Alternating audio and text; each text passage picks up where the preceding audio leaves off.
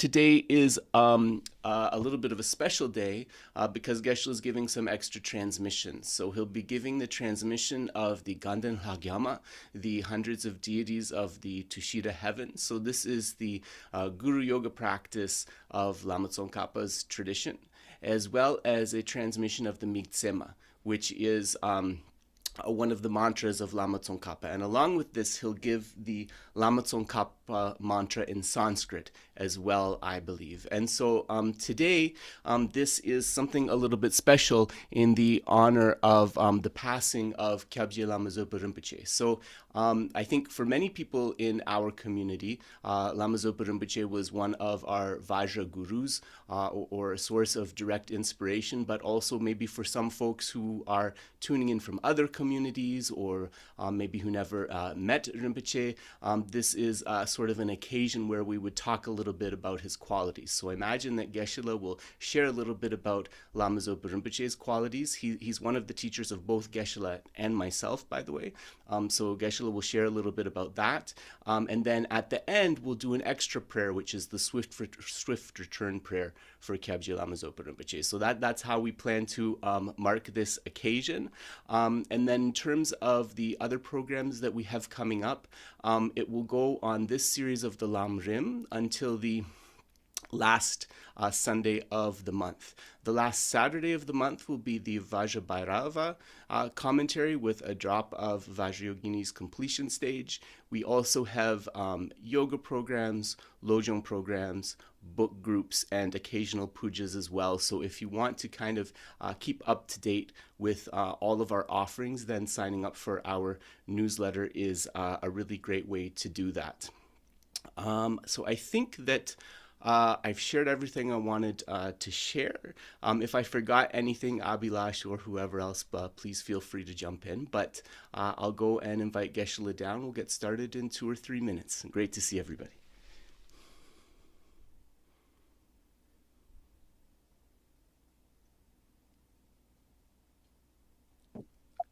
So strange. Yeah, my mouse isn't working for some reason. It's moving, but it's not.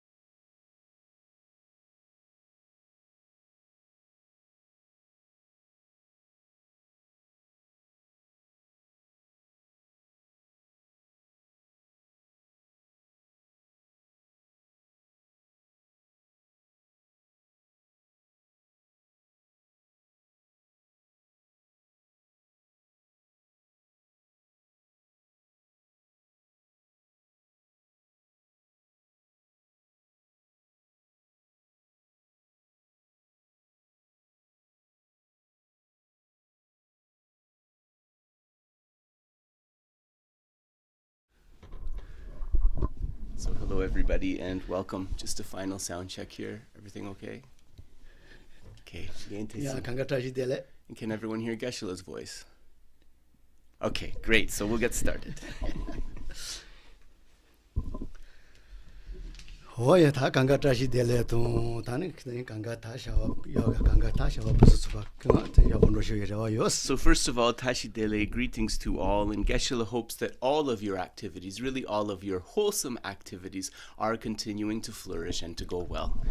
Otangazo ta roru soso ta lele chini tani karcheba ina yutende ta ya jindo ya ta tende yoare so yapochena. And if we do things in kind of a methodical way, even if we do it in a relaxed way, then there's definitely, the chance for us to continue to improve.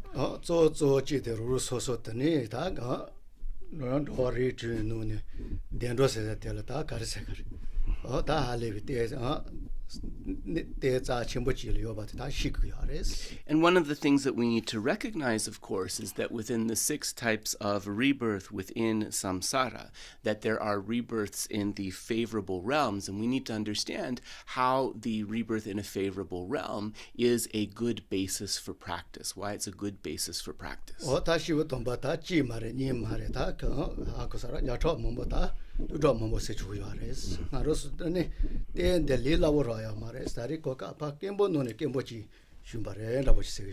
And so many holy beings, and this just isn't 1 or 2 holy beings, it's hundreds, or one could even say thousands of holy beings. They explain that actually having the basis of practice, a favorable rebirth such as this, is something that is not at all common, that in fact it is exceedingly rare, the rarest of the rare.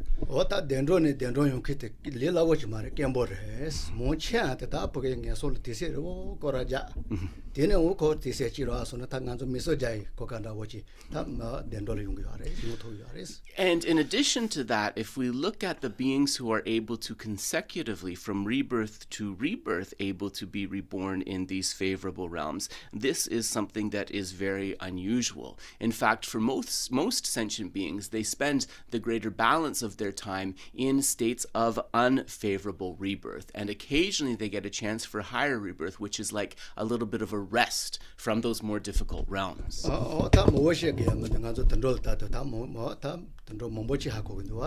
So we can see this if we look at the animals or the insects, for example, in terms of numbers, right? They're exceedingly greater than humans.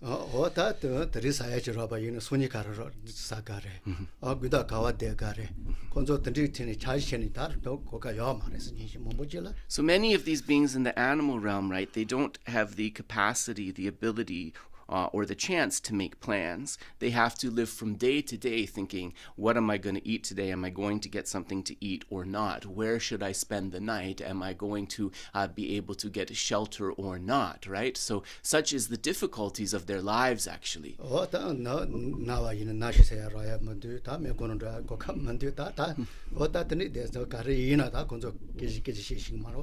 When experiencing illness or pain, they're not even able to verbalize, I am sick, and so forth. And of course, even less is there a chance that they would be able to go to a hospital and to get appropriate treatment and so forth. So this is kind of the tenor of their lives.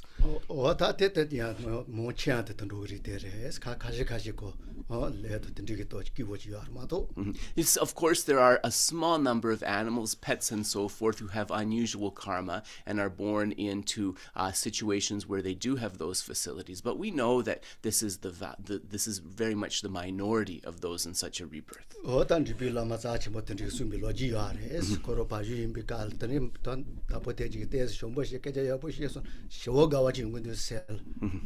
So there, and many holy beings who can recollect previous lifetimes. For example, there was a lama from Drepung that remembered that when he was in the rebirth as a cow, that the herdsman was exceedingly kind and spoke gently to him, and that this was something that really benefited him in that state. In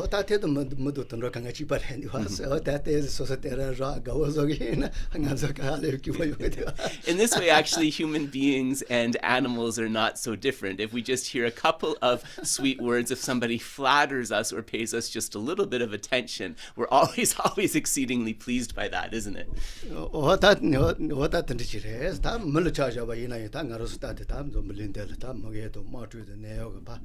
잡아봐봐 노진 두와스 땡아도 미그 두군 두와스. And the other thing that we can see with our eyes, especially in the state of this vast world at the present moment, is even those who have a human rebirth, how many are born into poverty? How many are born into a place of illness? How many are born into places where there are continuous wars and conflicts, right? So there are many difficult human rebirths as well. 다 쪼쪼 다루로 소소가 다 레지제. 아니 다 이나이 텔제 다 시제 뭐 어찌라 되는 용기하러 왔어. And so this, of course, happens due to the karma of individual beings and also due to the circumstances, right? The conditions of where they take rebirth. 다 대지 다 리버스라 손도 또 해요. 만 내가 매바 손도 또 되네요 말했어.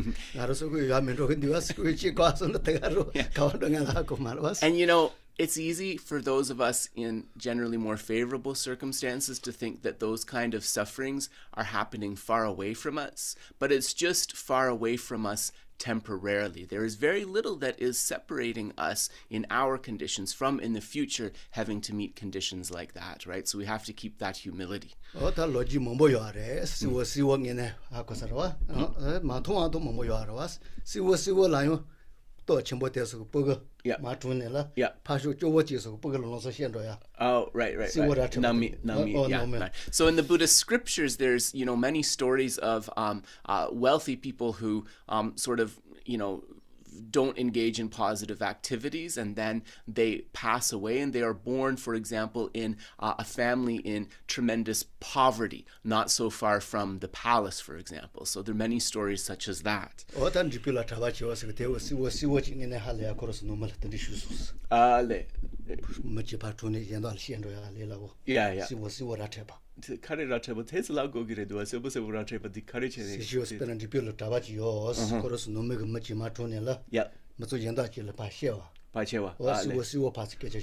Right. And sometimes these, so for masters with a little bit of clairvoyance, they can draw these sort of connections. So there was a Lama from Drepung who was able to tell one family, right, that somebody who had passed away was reborn as the child of a poorer family and so forth.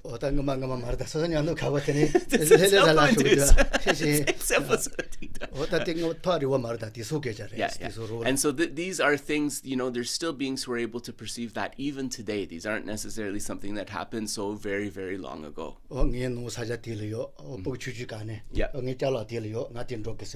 So often small children, they'll recollect, in my previous lifetime I was born in this place. They may even know who their parents were and be able to meet them in a previous lifetime. They will recall specific memories, right? There are many such instances.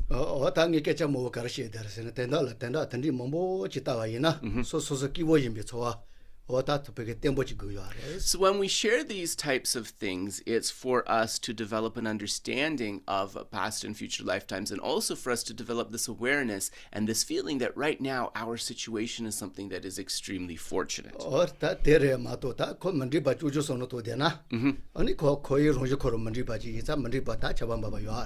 Otherwise, what's the danger? We have this great opportunity, but we're continuously dissatisfied, right?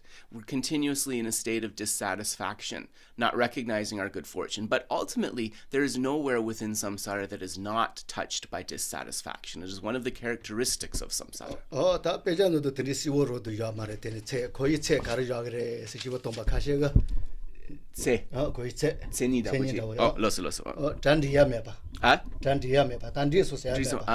So there's not exact. Geshe said that he's looked around and he hasn't found like kind of an exact definition of samsara, but he's found things that are similar to a definition. And some holy beings say that samsara is an everlasting state of dissatisfaction. Sorry, not everlasting, a continuous state of dissatisfaction. Samsara is a continuous state of dissatisfaction. So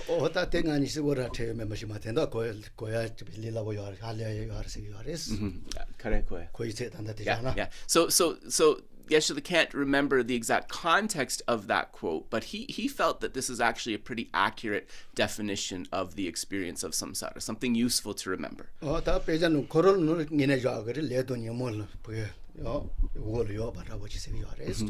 And one of the other definitions that you'll often come across is that samsara is a state under the control of karma and affliction. It is a state driven by karma and affliction.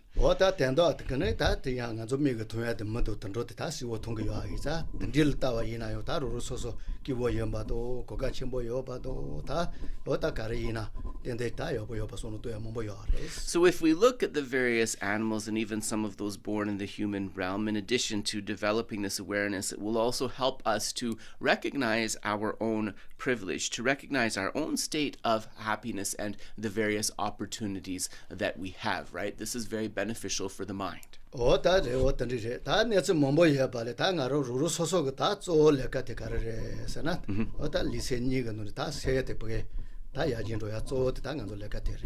And so then, having such a fortunate position, what is our responsibility or our task? It is to take care of our body and mind, and mainly, of course, it is the mind. We want to improve our mind. And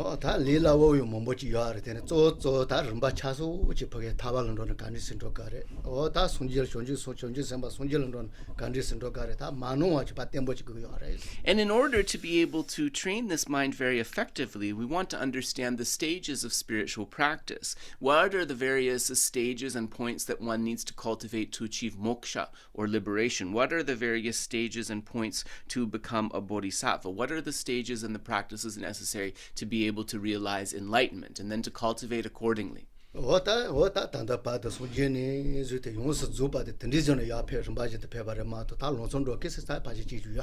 So all of the beings of the past who became Buddhas, right, they did it gradually, going step by step. There's not a single being that became enlightened that did not follow these steps. And they weren't enlightened from the beginning, right? They started as ordinary like us.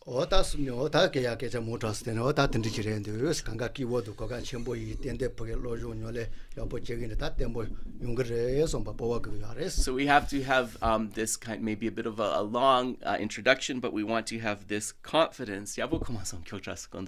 I'm just Geshe, let you repeat. I missed something. I'm sorry.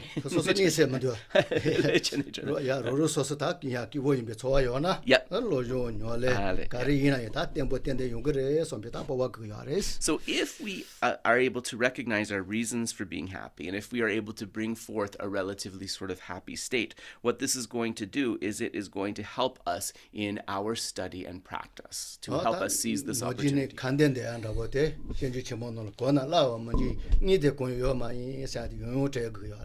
And also we need to recollect the advice from Shantideva's Bodhisattva Charyavatara that says that there is nothing yes. That if one develops being accustomed to something, if one develops being familiar with something, there is nothing that does not become easier with familiarity.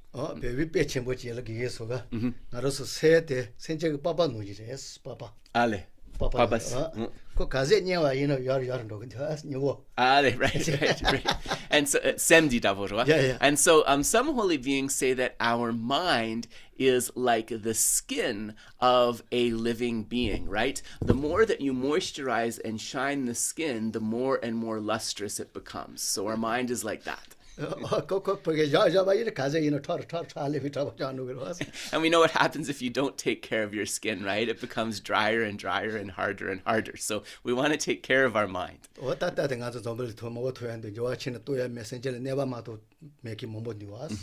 we see that there are many who are, not committed or reflecting on this at all, who harm many sentient beings continuously throughout their life and never try to train their mind or change their thinking. And so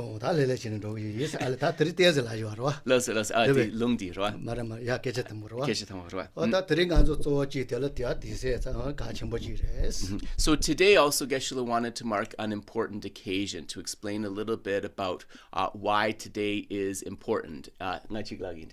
And so it is today in the time in Nepal and India, which is when the Rinpoche passed. So I wanted to say you'll see the 13th, but actually if you're going on like 24-hour time, it is today, which is the time that Rinpoche passed in Nepal. 어당으로서 몸보지근은 다 자일람망이네 레디어레스 모두 류도 다 제도 몸보시 사와레스. So then for I shall say for many of us, including himself, then Lama Zopa Rinpoche was one of our kind root gurus, somebody from whom we received empowerments, oral transmissions, as well as teaching and advice. 어다 때미야 셔메키나요 다 할래면 다 드리텐도 rinpoche 다 노물린텔 다 가르세카리. 림바 가발에 이나요. 어다 senjigete sunjigete embetendala ta halevi karchi mochadiares. And even if you didn't meet Rinpoche directly, right, that's even not necessarily the most important thing, because there is nobody, especially in our community, who has not benefited from Rinpoche's kindness in his activities for the benefit of the doctrine and the benefit of sentient beings.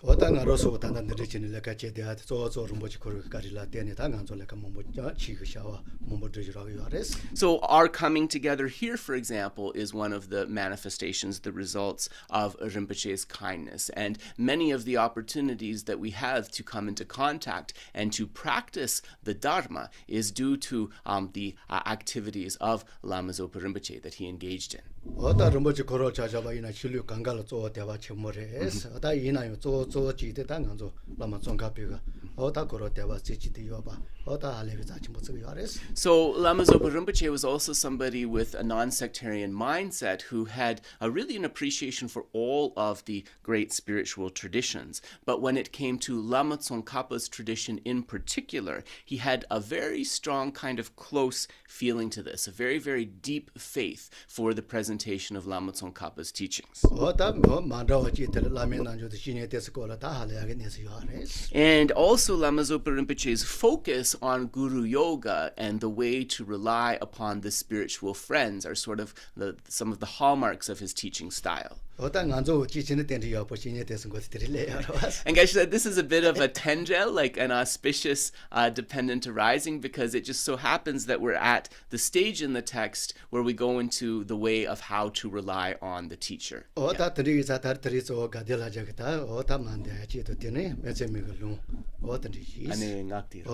Yeah. So then just to mark this occasion and offer some respect to Lama Zopa Rinpoche, Geshe will give the transmission of Ganden Lhagyama, the Lama Tsongkhapa Guru Yoga, the Migtsema mantra of Lama Tsongkhapa, as well as the short name mantra of Lama Tsongkhapa. So just listen with an open mind. So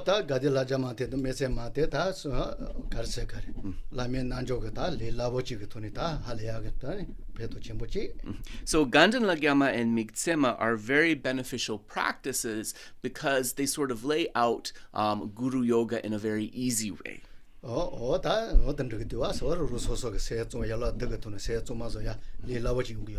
It provides an easy way through integrating Guru Yoga with the practice of the 7 limbs that we can purify our mind very nicely. Right.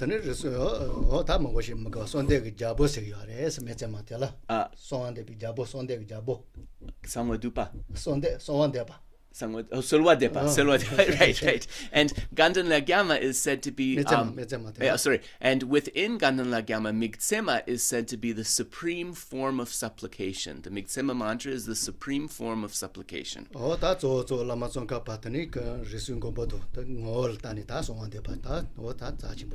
So through offering this recitation, supplication to Lama Tsongkhapa, it is also a supplication to the 3 lords. So do people know who the 3 lords are?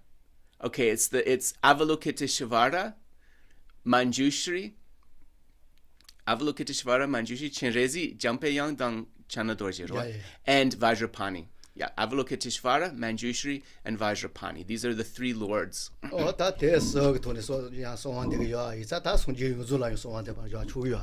because within the Migtsema there is a reference to each of these 3 lords, and these 3 lords are kind of like the 3 lords of all of the Buddhas, you can see the Migtsema as a supplication to all of the Buddhas, actually. What was what are Rosota, get to Pachet and Topayova in a Tatsumazo, Migtsema, Tachu. And when you are experiencing obstacles or difficulties in your life, in terms of the methods for clearing away obstacles, also the Migtsema is considered one of the most powerful of these as well. So we are going to that is good. So Geshe said, not yet time for the transmission. We're just going to settle our mind and get relaxed before the transmission.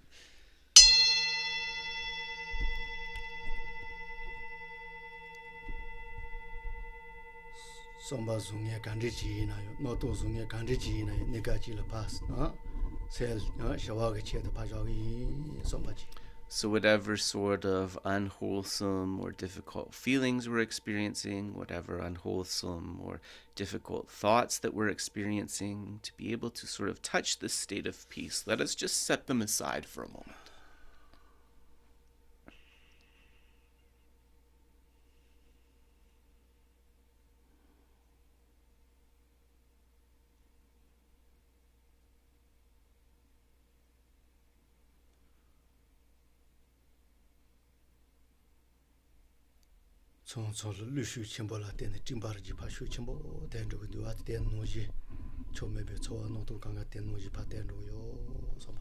Sometimes when a strong breeze comes, it is able to clear all of the clouds from the sky. In the same way, with the breeze of our mindfulness, we clear away all the unwholesome or difficult thoughts and feelings. Touch that state of peace.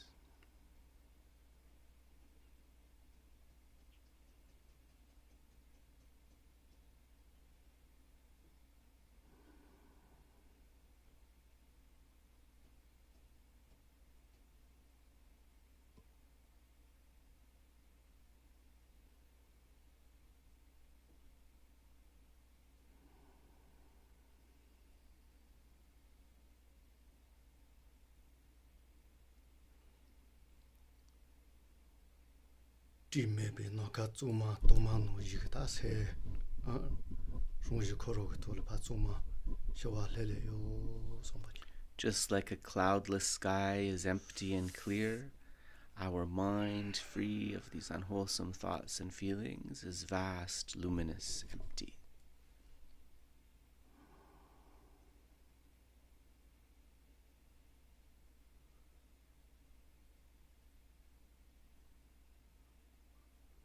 Lucia Zuma Chapatella Tenita, Ludo Setiga, Geshe Sonam Koroga, Nipat Liga non Tochela Chaneta, Liuzo, Devata, say. Lucia Zuma Chasmas, Nipatita, Liuzo Pachanilla, Likanga Kayuba Devo, Shawayo somebody. From the body and mind becoming relaxed like this, then we are able to tap into the mind's potential.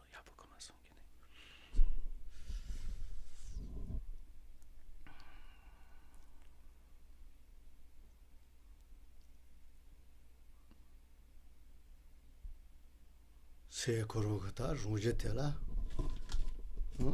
Ani se nyamba kanga patsongwa zone se zombo se yaga kanga ta page tashimando toya kol nibajos.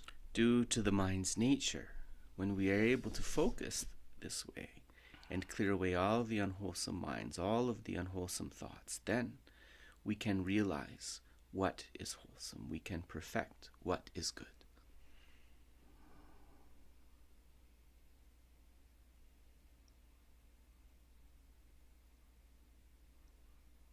Lengyamba, sengyamba.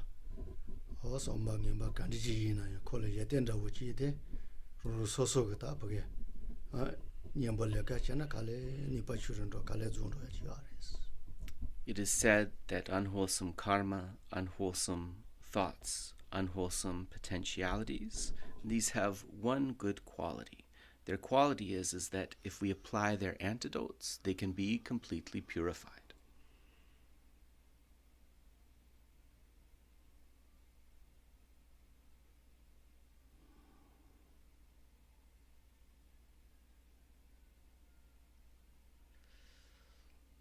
zo ji de korosul da gomba ji ma do jade chema tene me ai ta tindi chini da me ba so yan dus.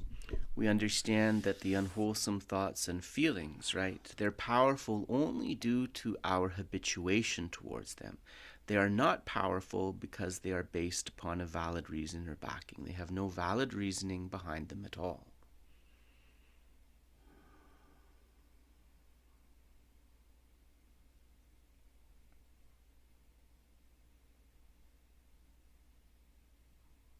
Rung le deshi teke se kandi ji ina yo ta boge zo shomba ni ji zeba la soba.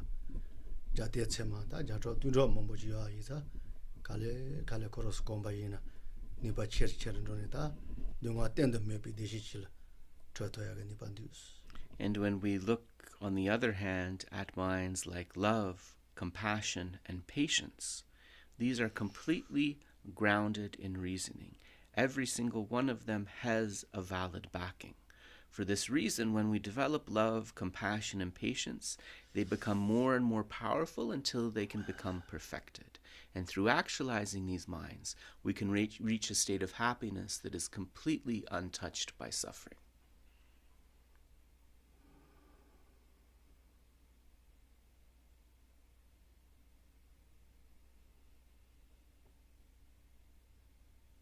Tende deshi ge jse za chimbo de nyama lele chine komba ina kone call debi kala yota deshi one kale tabe deshi ngine roto ya ji ai sa te ko ka chimbo rendu somato. The opportunity to develop these minds which are the causes of happiness, if we habituate ourselves a little bit more each day towards them, we will come to be happier and happier within samsara. If we continue to develop and habituate ourselves towards these positive mental qualities, we will reach a complete happiness of liberation.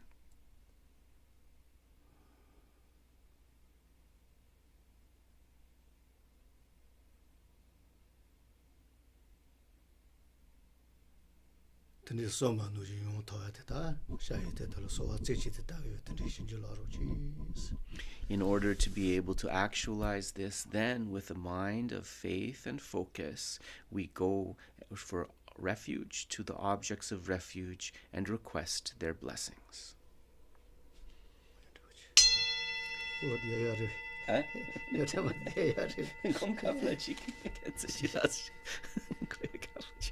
Okay, so we will do the praise to Shakyamuni Buddha. Ling Yongzo? Sem Lu Yongzo la drosana? Okay. So we'll begin with the praise to Shakyamuni Buddha. Sorry.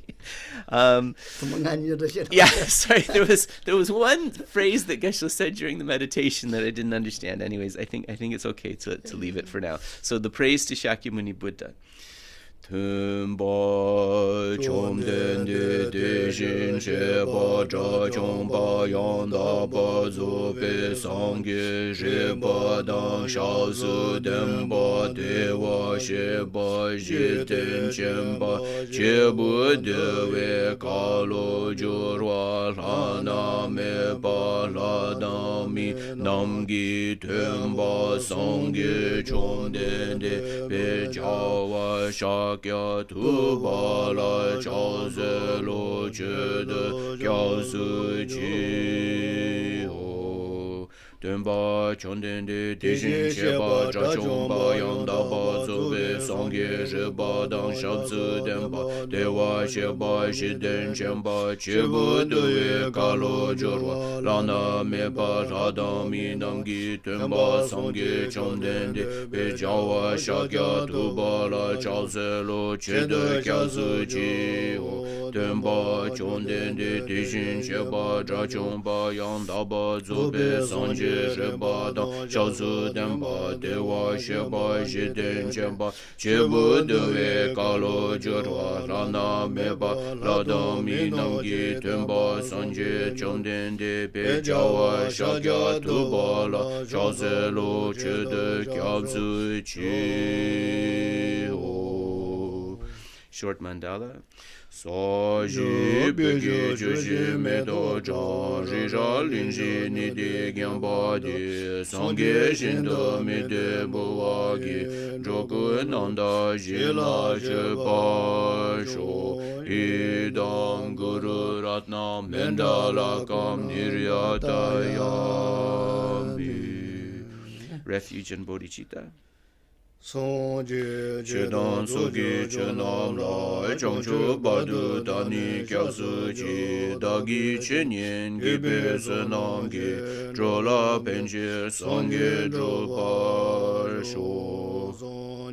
Chedan sogi chenam la changchu badu dani gyatso chi chenyen gibe senam gi drola benje sangye dropa sho. Chedan sogi chenam la chanchu badu dani gyatso chi dagi chenyen gibe senam gi drola benje sangye dropa sho.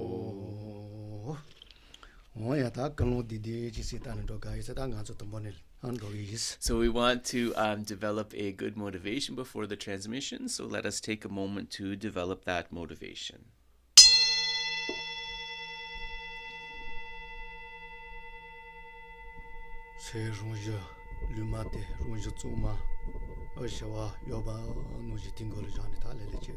So we just take a moment to place our mind in its fundamental nature, the fundamental nature of its mind, which is neutral, which is equanimity, but which is also pure, vast, and so forth.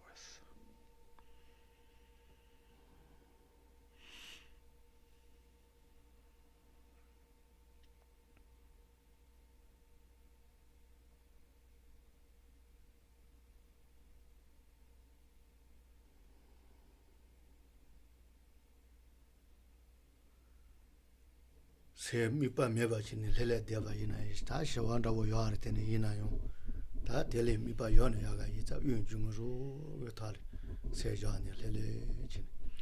So when we leave the mind sort of open like this without a particular object of focus, it can be helpful for touching a state of peace, but it won't help us to improve our mind. So therefore, it's better to have an object of focus in the meditation. So focus on the mindfulness awareness of the breath.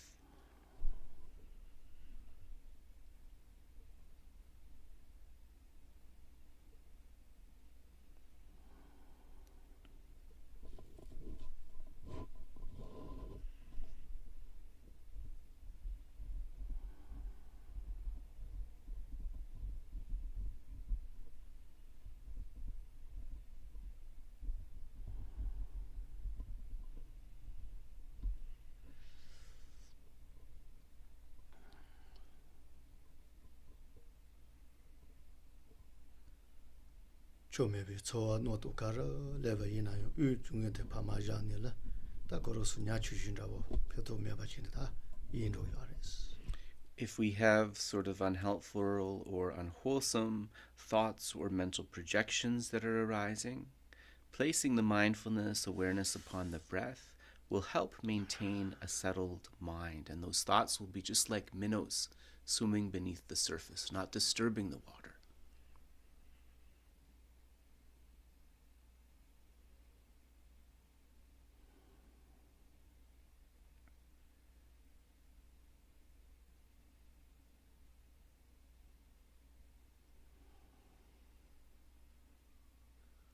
Lele chini tene tene des gone pashu chewo tuyanchi.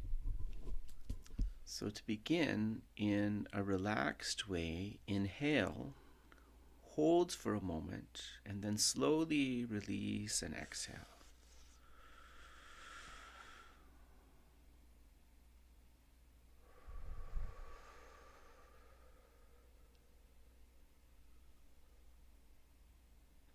Se tsuma, lu tsuma, juwanja, lele shawa, ota li se shawa lele yo zombaji. The wind is pure, the mind is pure. The four elements within me come into balance, and one becomes peaceful, at ease. 롱제 라와 콘출라 소바 용서 조바테 파야네라 가디가 다지그네 가디가 진즈라고 지그네 다 조마지 야보 지세다야지 thinking that oneself, others, the houses, forests, and so forth are by nature empty. Imagine they dissolve into emptiness, and coming forth from emptiness is the beautiful Ganden Yiga Chudzin, the heart of the Tushita Pure Land.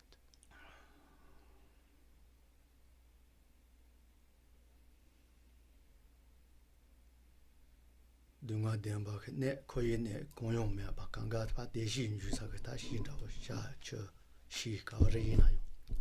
This is a realm that is completely untouched by samsara, by the faults of samsara or the suffering of samsara. Everything within this realm, the beautiful mountain, trees, lakes, streams, and so forth, all are in such a nature that they only arise bliss, arise happiness within the mind.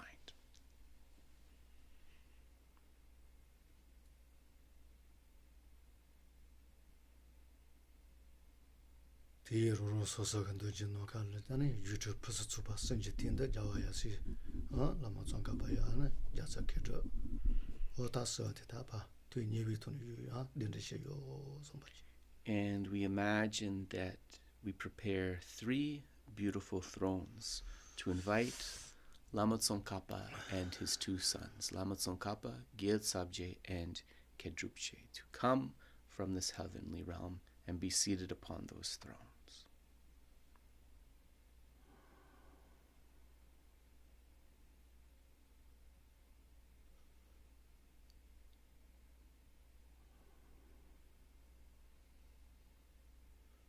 Dewa to dash shandro pusu tsubachi.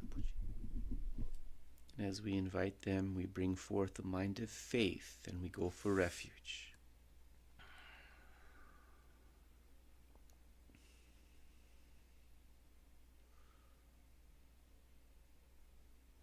Dunga yu zu gu dunga seya, dunga tenzi seya, hone deshi tenzi zhiya ga che ta kurosu ku ngeta sheba nuji ta nga rosu ku risun gombo ku gombo ngeta she toba zo gi sombi toni shoju jise. So we should think, in order to be able to benefit all sentient beings, in order to help all sentient beings be completely rid of their suffering, to place them in every single happiness, then we go for refuge so that we might achieve the same state as the Guru did, as the embodiment of the 3 Lords did.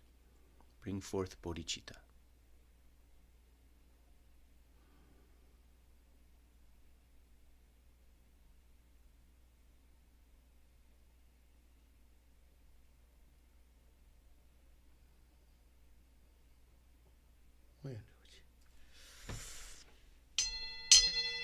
Oh ya ta tombo tele ta zo ngan zo sha ji Lama Zopa Rinpoche ga ta tu gumba kandi ji yo ba yin na yo ta ganga yu si te ta ya bo chi pen ti ga ta do to ya chi ya. So we should, as we give this transmission, we dedicate those merits to the fulfillment of all of Lama Zopa Rinpoche's holy wishes, and also that the reincarnation of Rinpoche that appears is able to accomplish all of the purposes just as he wished. Dan de was ta dan da yu si ji jin pe cha wa. Yeah, So it is said actually that Rinpoche's reincarnation has been born already, so we can also make a special dedication that they find the unmistaken Lama, who is the reincarnation of Rinpoche.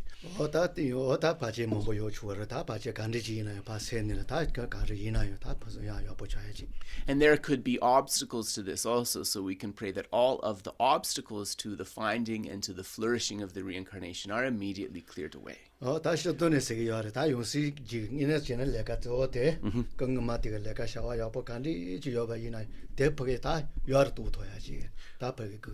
the function of a Yangtze, or a reincarnate Lama, actually is continuation. It is to continue the beneficial activities of the previous predecessor and build on and improve and flourish the activities of the predecessor. Yeah, so Geshe will now give the Ganden Lhagyama transmission, so just listen with attention. ndagdi alstandagdi Okay. gadi iga chizu tajigene dewa che tajigene teji kangan dekolo yarse To come Ganden Yiga Chujin down? Dewachen, right. So Geshe just is mentioning here that Ganden Yiga Chujin, so the Tushita heaven, as well as Sukhavati or Dewachen, right, the Amitabha Pure Land, that these are pure lands. They're pure lands that are untouched by samsara, but yet at the same time their location is said to be within the desire realm. gadi iga chinzil plama to mamewi kechana wanachi ngachina ane ina dewa chel hatu mata kari ina ta zo meine. So in the Tushita heaven, which Geshe was referencing today, all of the beings born there are devas. They are said to be deva in aspect. However, within Sukhavati or Amitabha Buddha's Pure Land, Dewachen, there are both deva form beings and human beings and so forth. So Geshe will give the transmission now.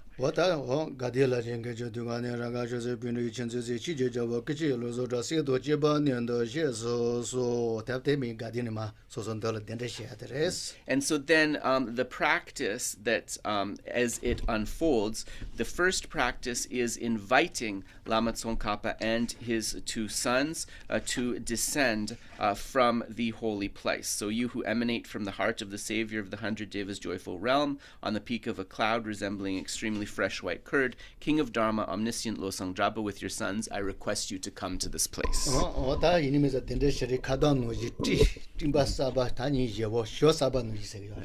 Geshe said this is actually a visualization. You imagine that there is a line of clouds like a very, very long kata, two very long katas, one on either side, going up to the Tushita heaven, and they have the appearance of beautiful fresh white curd or yogurt. And this is sort of the stairway which we invite them to come before us. And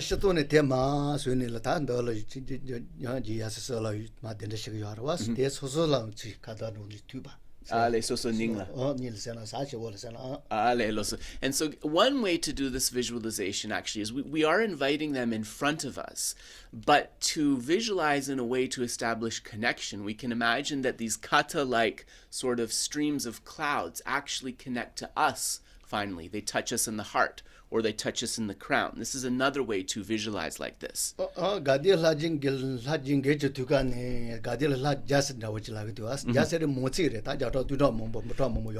says the 100 deities of the joyful realm. So Geshe is saying 100 doesn't mean there's exactly 100. It is a mangsik, a plural marker for many, many. So it means there are very, very, very many devas in this realm.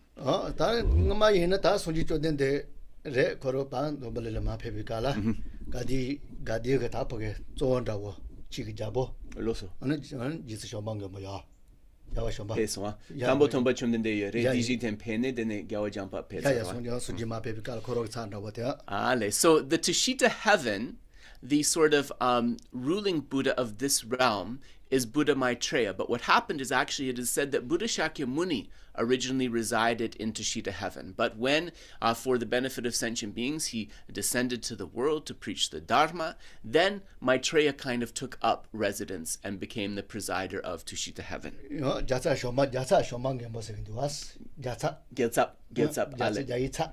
yeah. So he was the Gyaltsap, which is like sort of the representative of the conqueror, Gyawajampa. So he's the representative of Buddha Shakyamuni in a way in Tushita heaven. Yeah.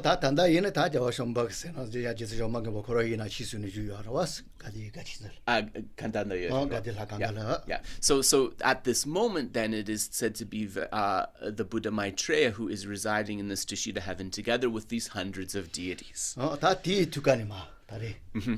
So the lights and these like stream-like clouds, they first emanate from Maitreya's heart, right, as the presiding deity of Tushita.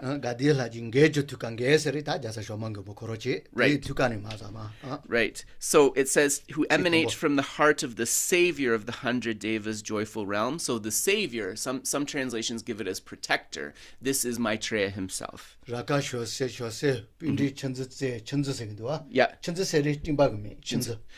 Chunzin is a Tibetan word which means water holder, and water holder is a cloud. It simply means a cloud. Nyawa, Nyawa, right? Yes.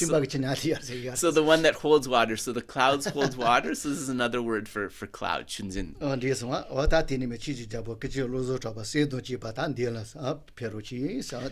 So then we ask omniscient Lobsang Dragpa, together with his disciples, to come to this place.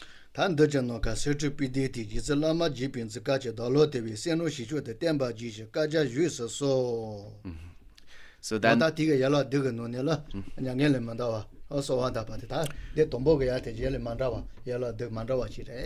so then the next line, I won't read out the whole thing because the important thing is the transmission in Tibetan in a way from Geshe. So the one that starts, in the sky before me on a lion throne, lotus and moon, and then you request to remain for 100 eons. So this, out of the 7 limbs, is the request not to pass into paranibbana.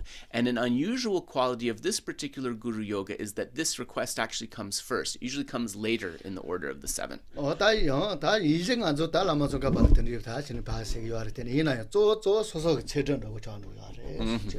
So of course this is a supplication to Lama Tsongkhapa to turn the Dharma wheel, but it also becomes a cause for our own longevity, right? So this is also a practice for our own longevity. So lots of other reasons, but don't have time to get into all of them.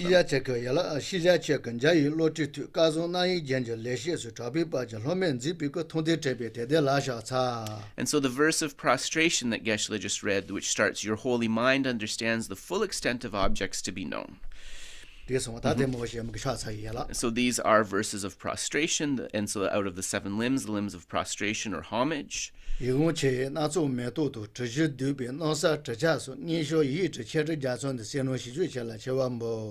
next one is the verse of offerings. It begins, "Beautiful drinking water, arranged flowers, fragrant incense, lights, scented water," and so forth.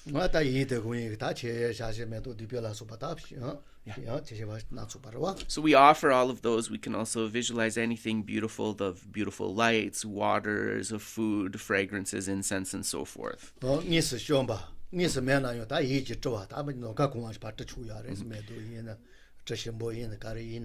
Yeah, so it says actually set out and mentally transform. So that means the ones that we put in front of the shrine, but also within our mind, any imagined offerings, we can also offer these up. So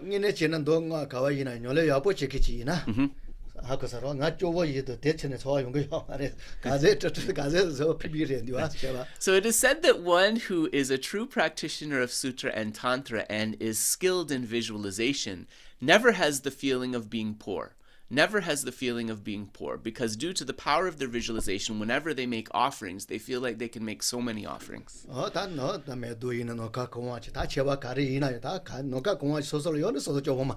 So imagine that, like you can fill all of space with flowers, right? You can fill all of space with incense, and you can offer this. That how can you say that such a person is poor, right?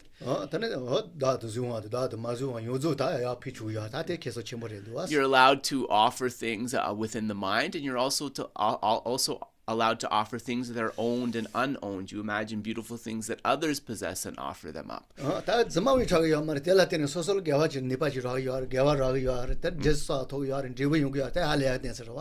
So this is not fake. This is not false. Why is this not false? Because we know that when we visualize and offer in this way, we accumulate a vast collection of merit. We know that through this, we are able to complete the 2 collections. We know that through this, we are able to come to the great results of realization.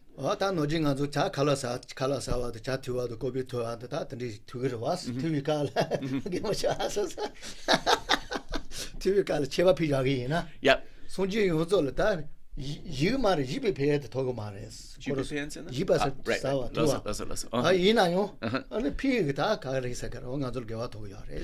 know also that if we are in the habit, which is a very good habit, to offer whatever we eat or drink firstly to the 3 jewels, to the Buddha, Dharma, and Sangha, you know that when you offer your food, it doesn't disappear, right? Like the Buddhas don't take it and eat it. So we don't have like any problem like all of our food suddenly disappears. But we do have this beautiful benefit of, through that intention, through that mindfulness, being able to accumulate the merit. So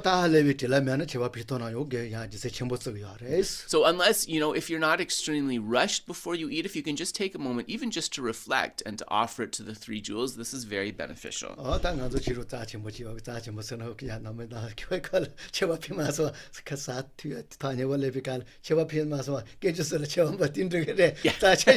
Geshe has one friend who, sometimes you forget, sometimes something delicious and you take it and then when it comes very close to his mouth, he's like, oh, I forgot to offer it. So he just says, I offer it to the 3 jewels. Just simply offering, I offer it to the 3 jewels. And he says, that's enough, right? That's all you need to do.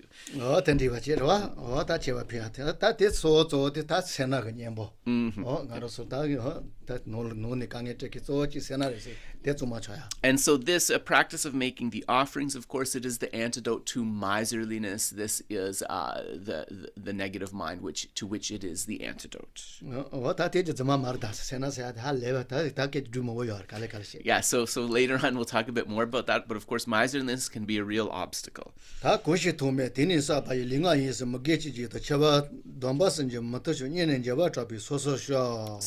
reading out the verse of confession from the Ganden Lhagyama, which begins with whatever non-virtues of body, speech, and mind.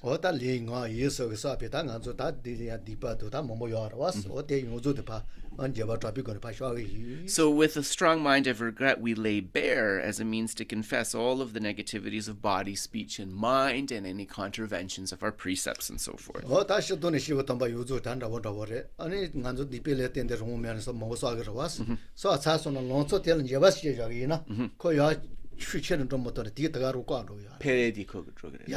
So the holy beings also instruct us that, of course, we are going to make mistakes and we will engage in what is unwholesome or negative karma from time to time. But it is said that if immediately after you engage in the negative action, you bring forth a mind of regret, this prevents the increase or the magnification momentum of that negative karma. So this is very valuable to do. These are all things we can do, right? It's not that hard. They're all things that are very clear to understand and all things that are doable for us.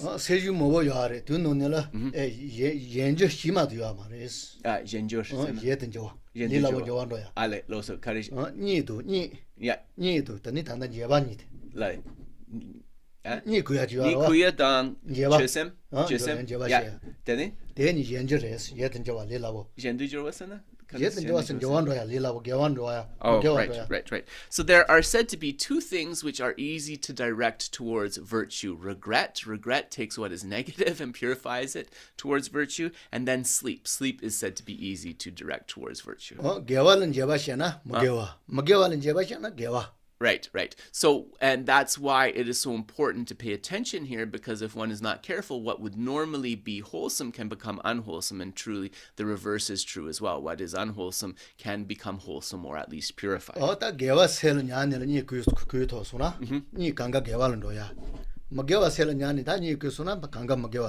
So the period of sleep, actually, it is said that if right before the period of sleep that one's mind is in an unwholesome state, the danger is the whole sleep cycle can become the accumulation of what is unwholesome. Similarly, though, if we direct our mind to a virtuous place at the time of sleep, the entire sleep cycle can become an accumulation of what is wholesome.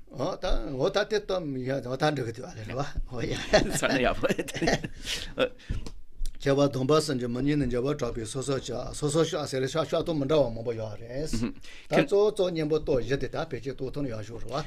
the confession verse of Ganden Lhagyama, it mentions fervently confess them all individually. Geshe said that that's not really literal.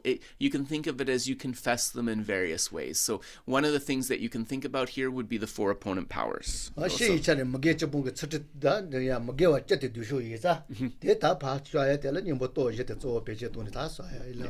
So one easy way to sort of conceptualize this is most of the negativities, they fall into what we call the 10 non-virtues. So you can reflect a little bit on the 10 non-virtues generally, and then you can cultivate the 4 opponent powers according to that. Right.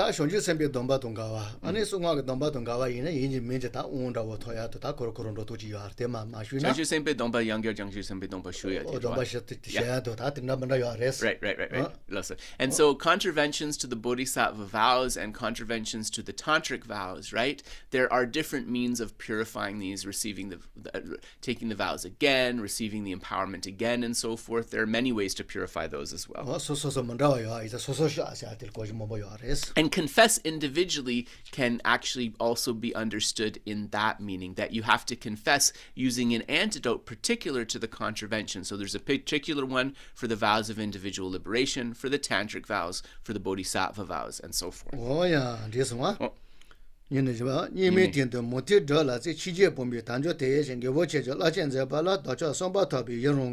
Geshe reading the verse of rejoicing, which starts in this time of the 5 degenerations, you strove for many listenings.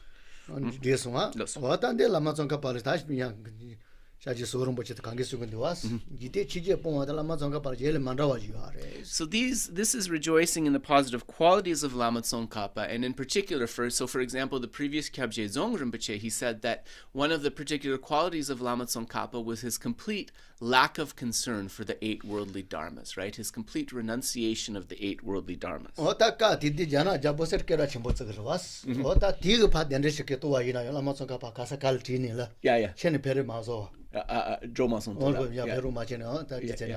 So you know, this complete lack of concern with those 8 worldly dharmas was such that the emperor of China at the time, hugely influential and powerful being, was constantly trying to invite Lama Tsongkhapa, and in fact Lama Tsongkhapa did not show interest in doing that, in meeting the emperor. So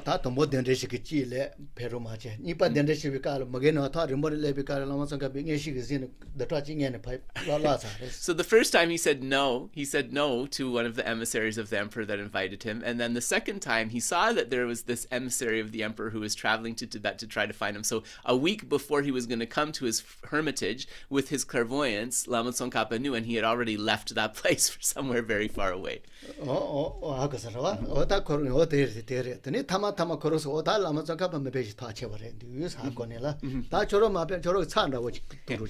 finally the emissary got there. Lama Tsongkhapa was not there. Eventually they were able to dispatch a message to Tsongkhapa, and so they asked him, you know, if you are not able to come, Lama Tsongkhapa, please send an emissary, please send somebody in, a representative of yourself. Yeah.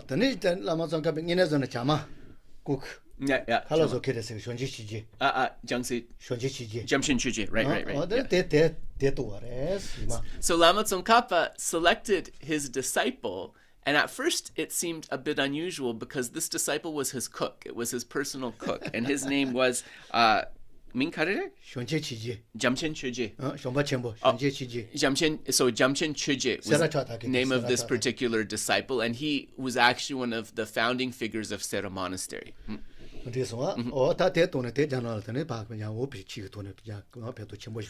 he was able to travel to China to meet the emperor and to engage in many beneficial Dharma activities in China.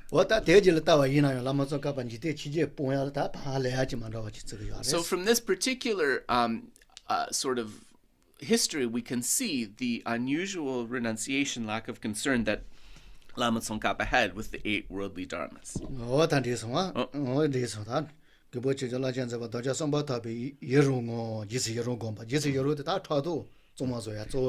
So this is from Ganden Lhagyama, the limb of rejoicing, and the limb of rejoicing is the antidote to jealousy. And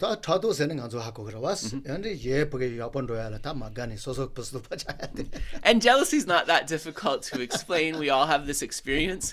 Something's going really well for somebody, or somebody possesses a really extraordinary quality, and you dislike that they have that opportunity or that they have that quality. It's a feeling of dislike, right? Yeah, so there's lots of things to say about that, but they can be said later.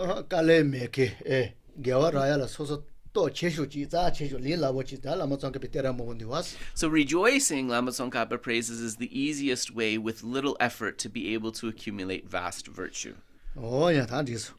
Gyatso Lama.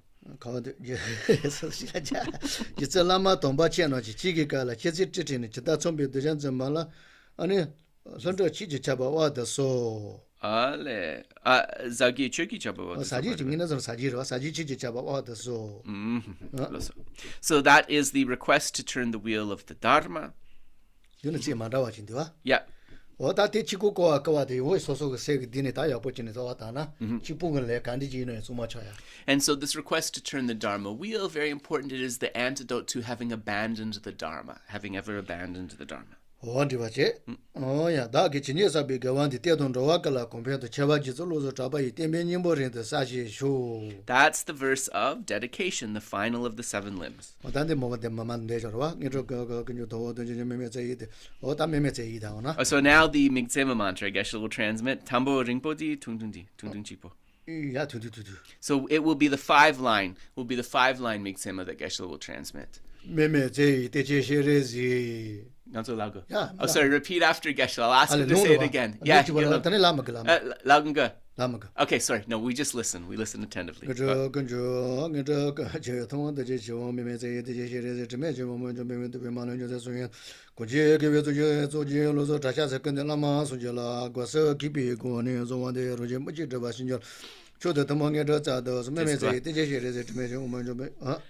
So that first one was the 9 line actually. So Geshe is giving both. So that's the 9 line. Now the 5 line. Oh, listen.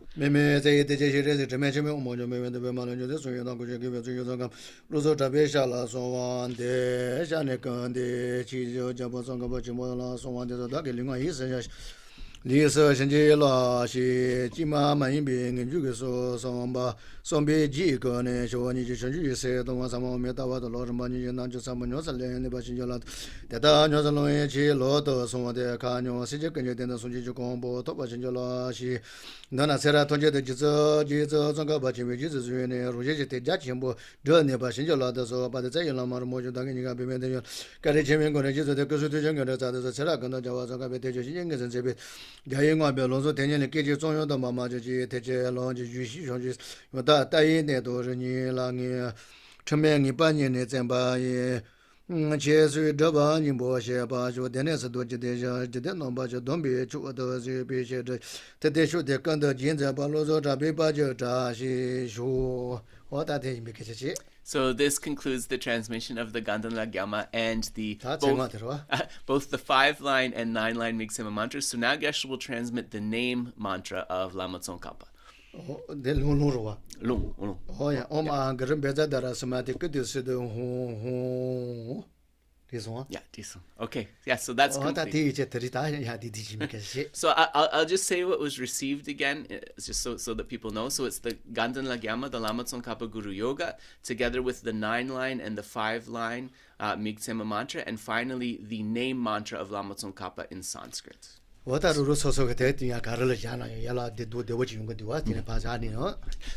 said this is a really good practice to have access to, because through doing the 7 limbs in this way, we can accomplish so many things actually.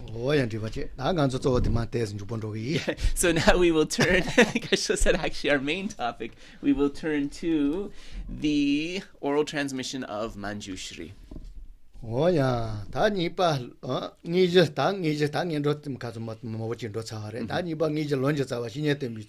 So I'll just say where we are. So if you are following along in the text, we are on page 126, and we are on the next topic, the definition of the spiritual teacher, the object of reliance, together with the method of investigating them. So in Tibetan, actually, it's a shorter section title called "Relying on the Spiritual Teacher, the Root of the Path."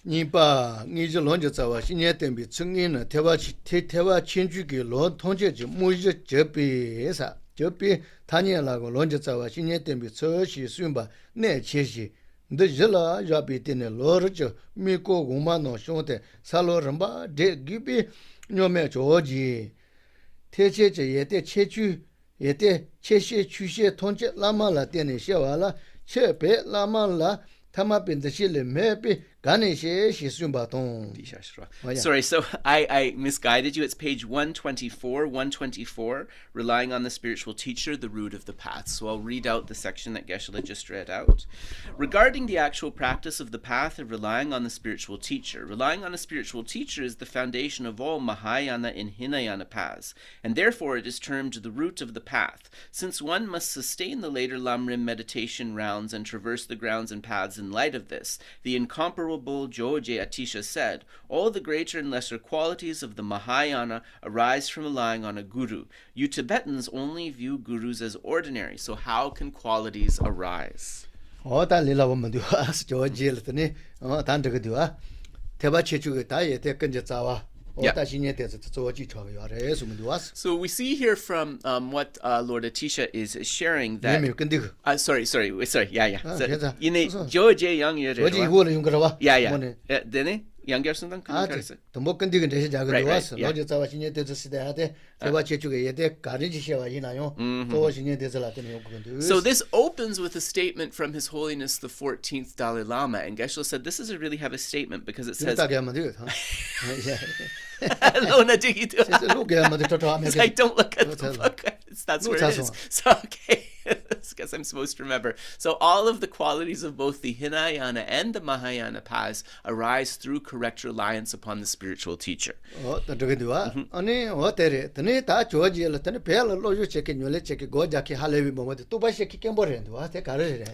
so then Geshe is framing this statement from Lord Atisha. So a disciple had asked Lord Atisha, there are all sorts of people meditating on the aspects of the path in Tibet, but very, very few who achieve actual realization. Why is this so?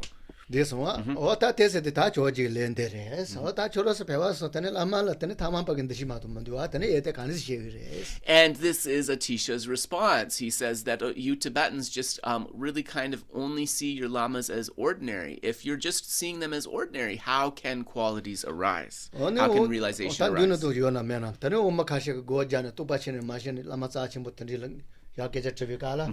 저러고 게게 노네 아워 이끼 게게 쫄 저거면 되와스 자 제주지 아거서라 어다조 매 첨보도 깨다 첨보 저거 야이자 디그래 논두스 디노두스 아우기게겐 뇽충다보지 아워 이렇게 기게 되지 trabamaygen right. So and there's another story of somebody who was particularly having difficulties getting realization from the meditation. They asked Lord Atisha about this. He said Lama Jenda Sure wasn't Atisha. I can't remember which Lama it is, but anyways they asked this Lama, I'm not getting realization in my meditations. Why is this the case? And he said, because when you meditate on the Guru Yoga, you're always placing prominence on those lamas of yours with big names and big titles. And this particular lama had a lay person who didn't have any position at all, who he was not sort of meditating on. And so Atisha said that, this lama said that this was your mistake. So these are the faults, right? Faulty reliance.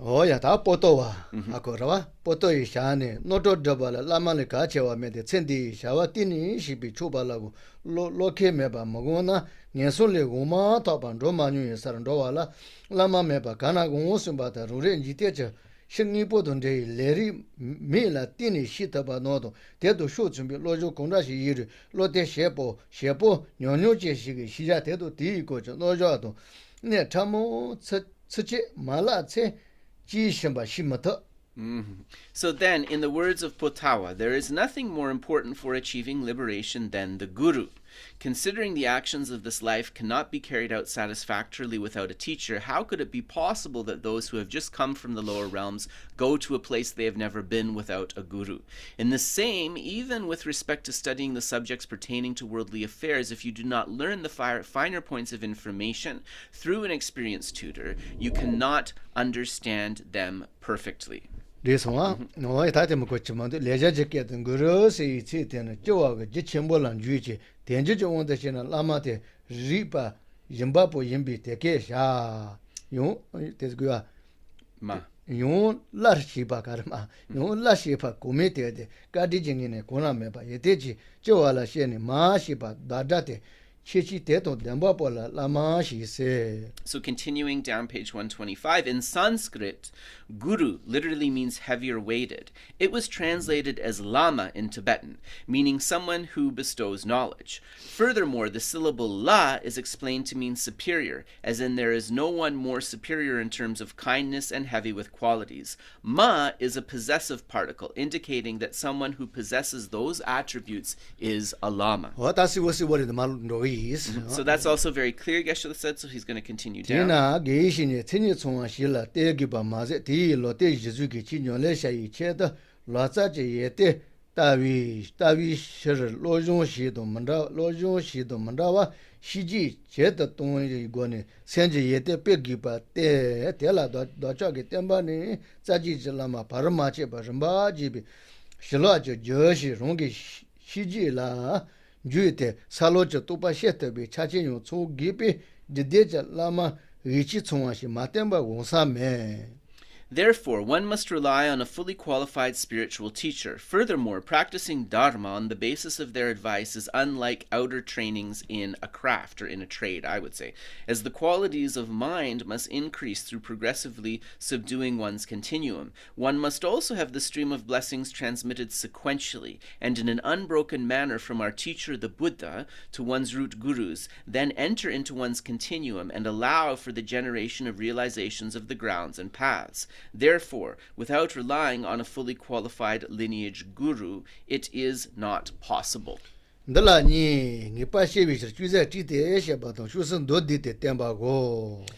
The preliminary of relying on the spiritual teacher, the root of the path, has two parts: a slightly elaborated explanation for the sake of certainty, and secondly, a brief instruction on how to sustain the meditation.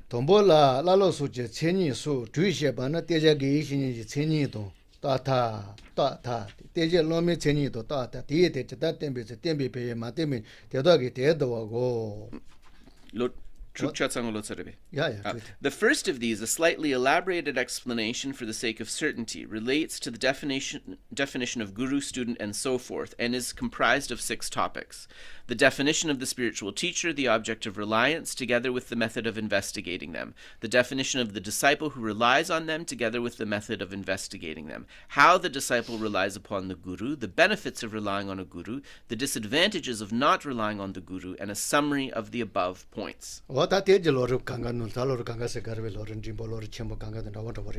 So these 6 points are something that are sort of shared in common with all of the stages of the path literature, like the Lam Rim, the Great Treatise, the Middling Treatise, and so forth.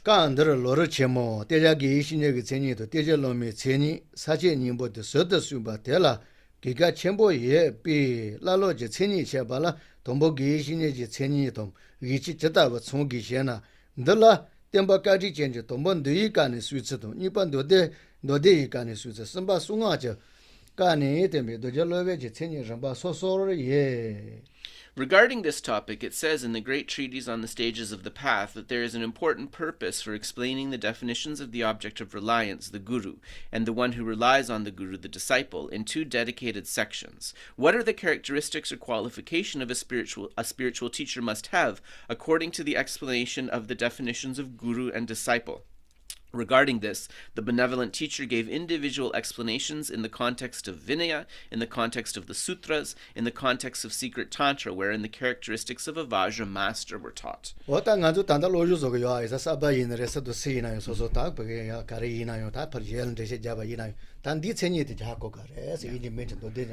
Geshe said that actually, like for those of you who are studying, especially of those of you who are new to the Dharma, the point to emphasize here is what are the characteristics or the qualities that the guru must possess. We should understand the qualities of a qualified teacher. So,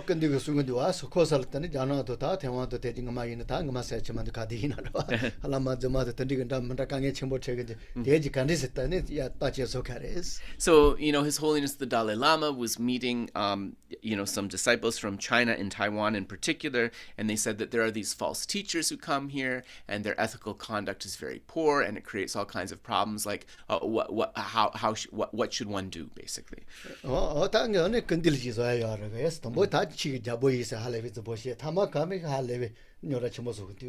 Yeah, and is there anything that Your Holiness can do to kind of get rid of these problems? Because these teachers come here and proclaim themselves to be kings of Dharma, but they leave only problems and difficulties in their wake. His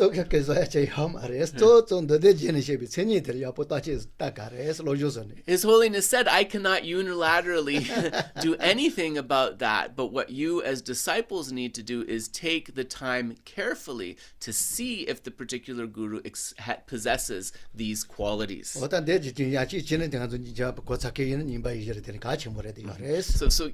Geshe realizing that these qualities and this explanation is probably old material for a lot of you, but it is something that is really important to keep in mind. So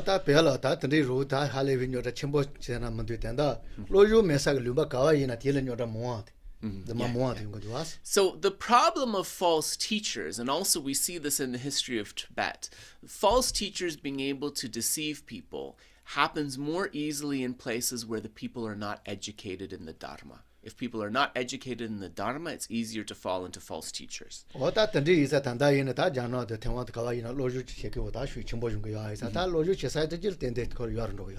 Geshe feels that, like, for example, now in China and Taiwan, not only are people Buddhists, but they're also more interested in studying the teachings. And he is confident that as people come to study and know the Dharma better, that this will help to diminish, right, the problems related to false teachers. So that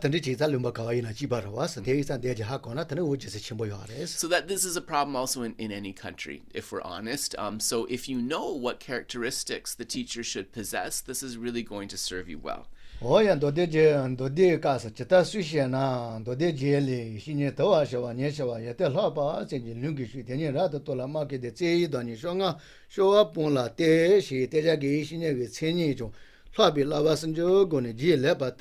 Montatiba lungi yete te konani to be shiraja lava chebawa loma nole che labe yete cheba papar lute ripinje nibi nochechi deja deje nawani shi yuta be lola towa keba nyekla soba tipa meban rowa nyota bala che nijije yenje te dobala zowa to dembi tsendi yong chebala shonga mebi kashi kudo zebe yete no ngai tewa chimbi chi tembi lama chichito dembashi giba sumbi.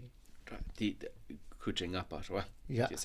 So, how was it taught in the sutric system? From Maitreya's ornament for the Mahayana Sutras, rely on a spiritual teacher who is disciplined, peaceful, thoroughly pacified, has superior qualities, joyous effort, is rich in scripture, has realized suchness, is a skilled speaker, has a loving nature, and has eliminated dispiritedness. The object of reliance, the spiritual teacher, should also have tamed their own continuum through the 3 higher trainings, have the quality of being well studied and learned in scripture, an exceptional training of the wisdom realizing suchness, has superior qualities exceeding those of the disciples, skilled in guiding disciples on a path that is correct and pleasant to listen to through intelligence that differentiates the meaning of the scriptures with logic, has loving compassion towards destitute living beings without regard for gain or respect, has joyous effort endeavoring to accomplish the welfare of others, and has the quality of enduring the difficult act of constantly repeating explanations without weariness.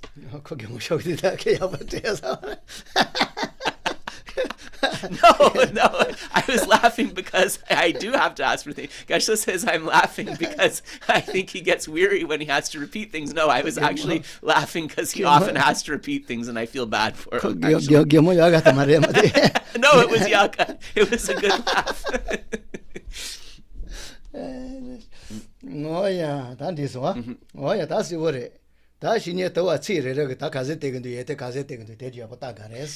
Geshe said actually learn these qualities, and then any teacher that you're considering, think carefully if they possess each of these qualities or not. So the first of these is dulwa. Dulwa means subdued, but we usually translate it as disciplined. So they are subdued or they are disciplined. Yep,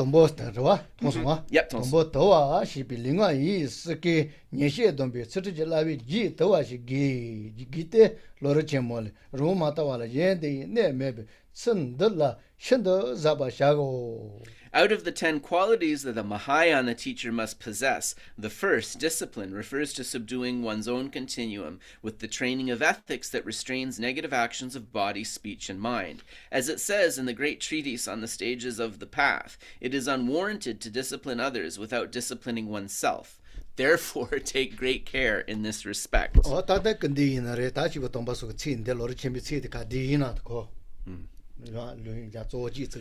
So His Holiness the Dalai Lama, amongst other teachers, but in particular His Holiness the 14th Dalai Lama, this particular quote from the great treatise on the stages of the path is one of the ones that he frequently draws our attention to.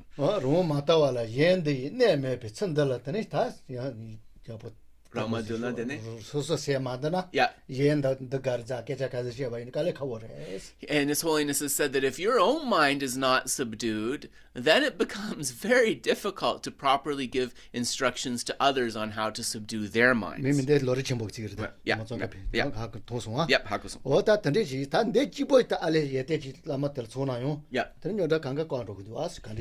So, right. So Geshe actually is saying that, if you look at this verse from Lama Tsongkhapa, it is unwarranted to discipline others without disciplining oneself. Therefore, take great care in this respect. If every Lama's mind was subdued or disciplined, that's the only quality they need that would get rid of all of the problems that there are currently. That's the only quality that's needed, really. So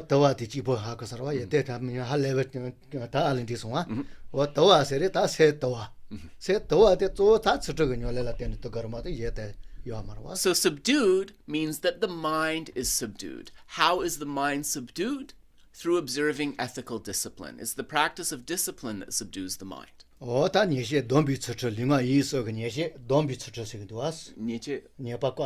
right. The sutra of refraining, the ethics of refraining from the negativities of body, speech, and mind. Right.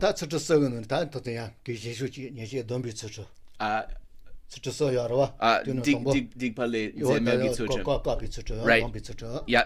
So that is the first of the three types of ethics, the ethics of abandoning negative activities, or the ethics of abandoning non-virtuous activities of body, speech, and mind. Yeah. The second is the ethics of gathering virtuous dharmas. And the third is the ethics of accomplishing the welfare of sentient beings. So this is mainly talking about the first one, right? The ethics of abandoning negative actions. Oh, this one? Oh, yeah. Yep, Tongson. Lang Dang Tor. The Lam Rim Chemo Jela.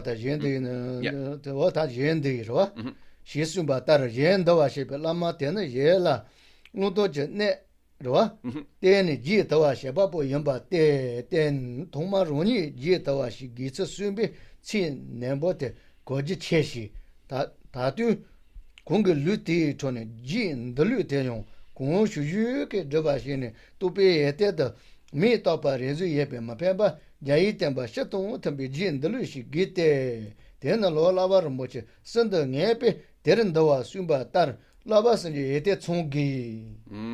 Yeah. Since the Guru who tames others tames them through teaching that which is to be adopted and that which is to be discarded, stating that they must first tame themselves is quite significant. Furthermore, it is not helpful if one engages in all sorts of practices to tame one's continued so-called qualities of realization. Rather, one requires a method of discipline that accords with the Buddha's general teachings. That method is said to be as definitive as the three precious trainings, and thus included within those. Thus, one must possess the qualities of the three trainings.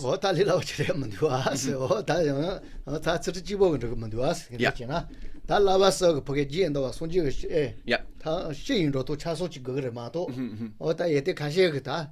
Right. So Geshe said now the qualities become more difficult, because first we were talking about being subdued and how this is training in ethics, but as we come here we say possessing the three trainings. So this is the three higher trainings in ethics, concentration, and wisdom. So we're saying that ethics is not enough, that one also has to have training in concentration and wisdom.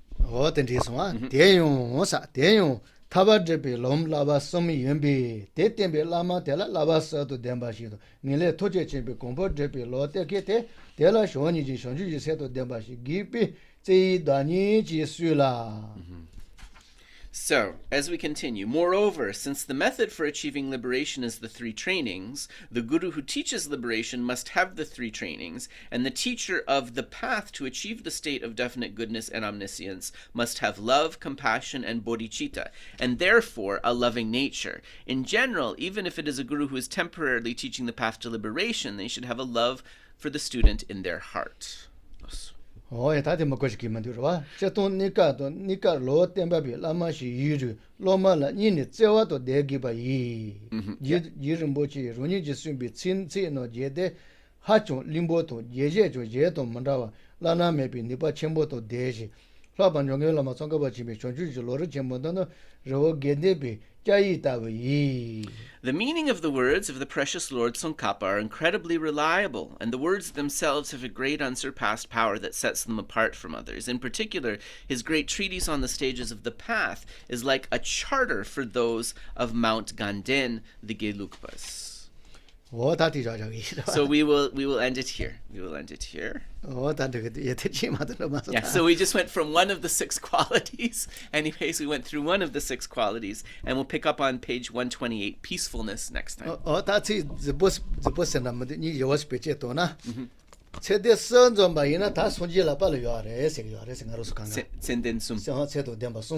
So if you possess 3 qualities, it is said that you are in the palm of the Buddha. Possessing 3 qualities places you in the palm of the Buddha.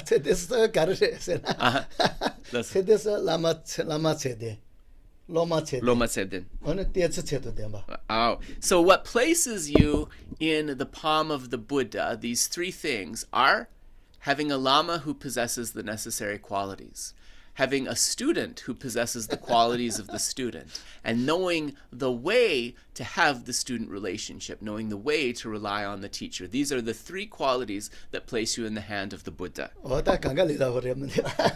So it's not so easy, right? It's not such an easy thing, actually. Yeah.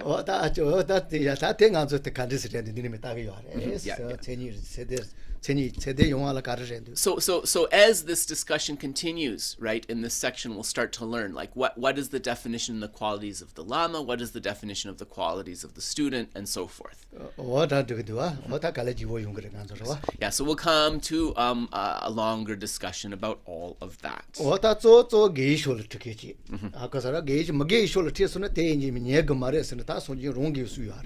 mainly also we need to make sure that the instructions of our Guru are leading us in the direction of what is virtuous or what is wholesome.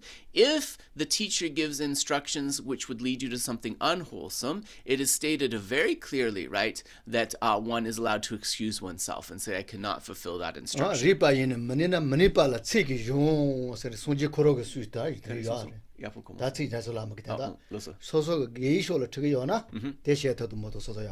Right. And the Buddha himself said that you have to examine if the instruction leads one towards virtue or further from it, and then based upon that you decide whether to take it up. And the Buddha says if the instruction from the teacher is something that leads you towards non-virtue, you're allowed to say, I'm sorry, I cannot fulfill that instruction. Yeah, so there are many stories to tell kind of around this as well from the scriptures, and we can come to a discussion of those later.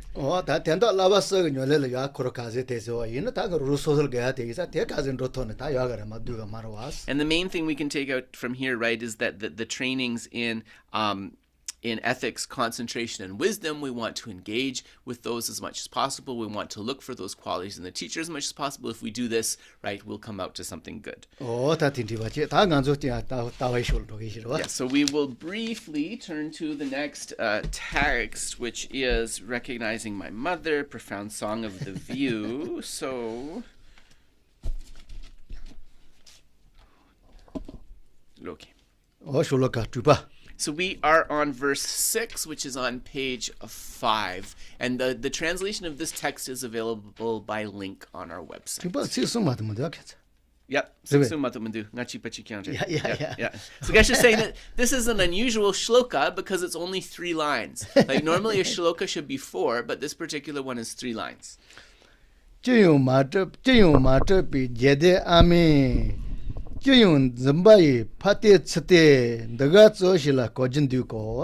The inexpressible mother of mind not existing in any form appears in all forms, and this mutual dependent of emptiness and form alone is an important lesson indeed. 오야 단디 쪼쪼 다니 민간조 기자 모시사르와 제요 마저 비 제메 아마 샤테 스레스나 세 로지 당가로 나이 로지메바 나 로지메바 세 로지메바 치톤지 로지메바 들 가서 아마사 mother, inexpressible mother of mind, is the lack of true existence, the lack of true existence of self, the lack of true existence of others, the lack of true existence of the mind, the lack of true existence of phenomena. 하고서라와 어다 제요 마저 비 제메 스레 나로스 따치에서 아이나 포트가타 와이나 메도 칠타 와이나 온데 메도 랭고 코로포게 차서서 지구사 요바 노아진 거도와 다 가지 제바이나 제요 마저 바 코초안로 야레 지구사 매 Not existing in any form means that the inherent existence does not exist in any form. So for example, when we first look at those flowers, which would be on Geshe-la's table, right? It seems like there are these solid flowers that were zuguzuna de ratugyo. But if we take each part of the flowers away and try to find a pinpointable essence, we are not able to find anything at all.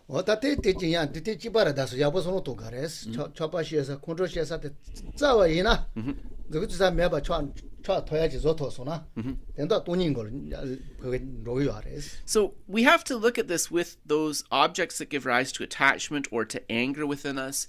If we try to look for that pinpointable essence in that moment, and we see that there is no pinpointable inherently existent essence, at that moment actually we can have a glimpse of emptiness. We can have a glimpse of emptiness.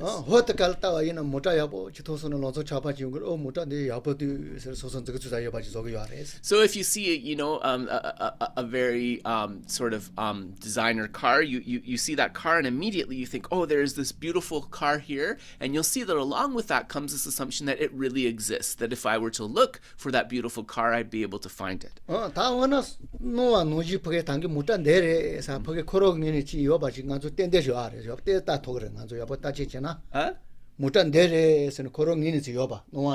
right. But if we say that car over there, if we break down our perception of it, we'll see that there is an appearance that arises along with that car. And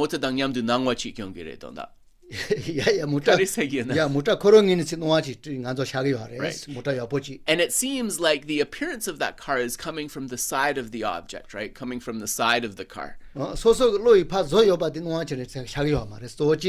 It doesn't come into our mind that part of the appearance of the car that we are perceiving is an appearance that is created from our own mind, from our own consciousness.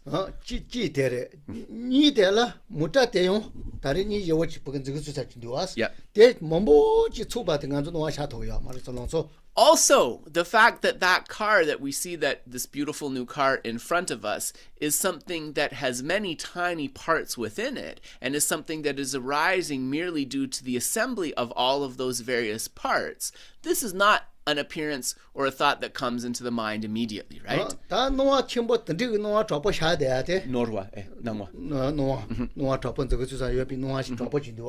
So there is this very strong appearance that there is something pinpointable or findable here.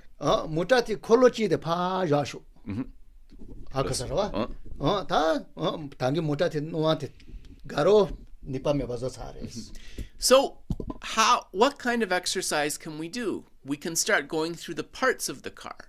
So take the wheels away. Already that the appearance of solidity of that car is somewhat diminished. If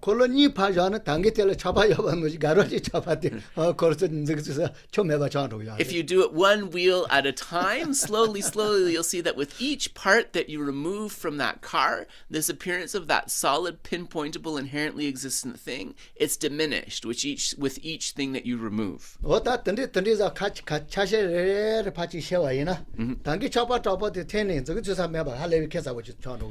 If you remove each of the parts of the car and you just have like like a pile of parts there, then that attachment that you had to this car, it slowly starts to fall away, right? And the initial appearance that you had of that attractive existent car starts to seem very strange. So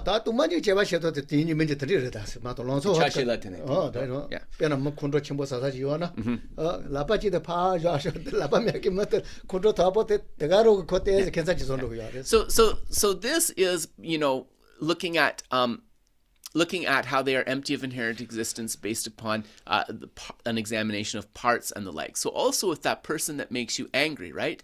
If you imagine each of their parts separating from their body, then getting angry at one of those individual parts, that starts to seem silly. So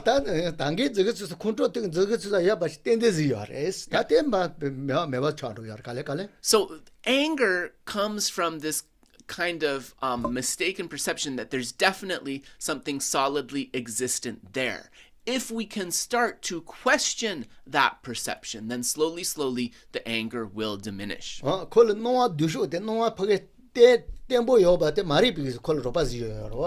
The worst aspect of this appearance through the lens of anger is this appearance that there is something solidly, inherently existent.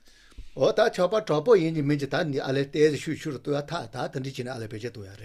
we can use a similar method also if we have very strong desirous attachment, right? We can use similar methods of contemplation for our attachment.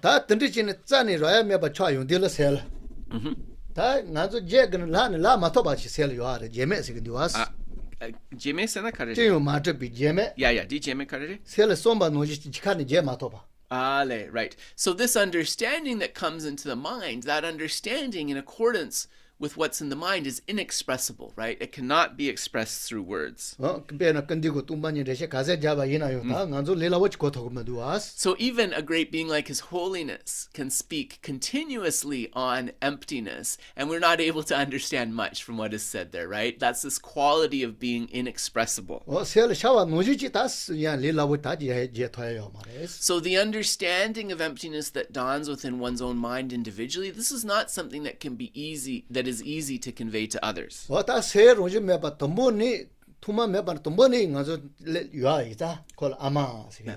because the nature of the mind is lacking inherent existence from the very beginning, therefore we call this emptiness the mother.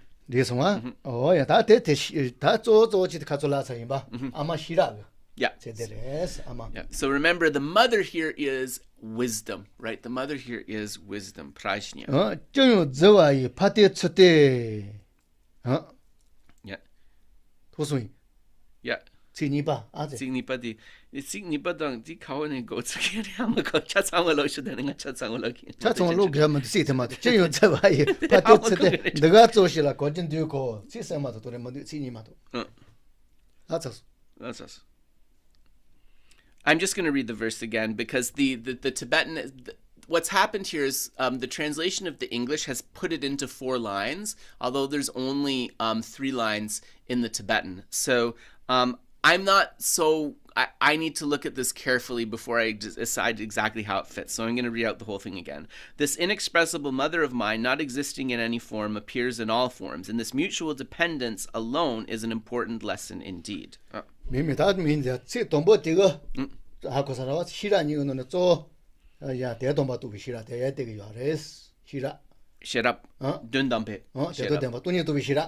Right.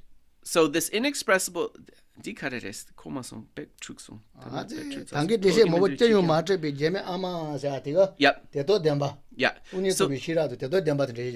the inexpressible mother of mine is ultimate truth. It is the prajna, the wisdom of emptiness. Right.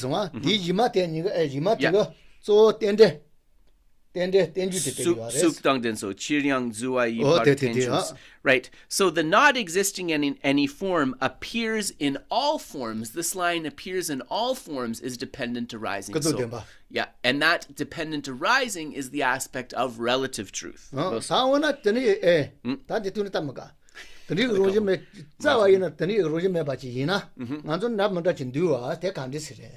if we look for things, for true existence of things, and they do not exist, then how is it that there are all of these relative phenomena, all of these conventional truths? So it is because of this mutual dependence, this interdependence of all things and also of emptiness of form. This is what we need to understand.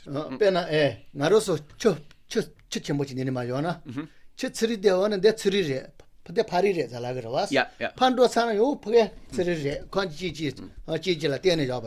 are also dependently designated, right? These things are dependently designated. So if I sit on the east side of the river, east becomes here and west becomes over there. If I sit at the west side of the river, west becomes here and east becomes over there. They are designated dependently depending on my position.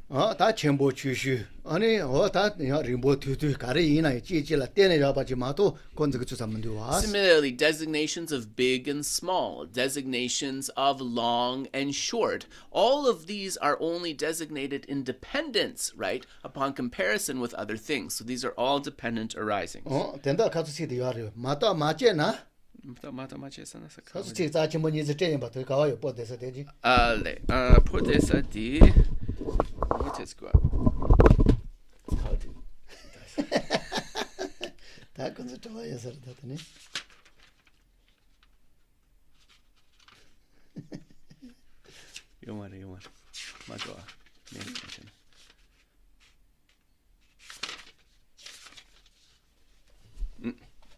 Los. Mata mache mi ngora chi yunzu yare. Sta chi chena chi karina ra mandus. Ti kawanere. Te kawai metenga zo garawa. So if you don't examine or investigate, the thing seems complete. But upon examination or investigation, there is no completeness to be found. So this is true if you check all phenomena that seem solid. If you check them carefully, if you examine them, then there's nothing solid that is pinpointable at all. If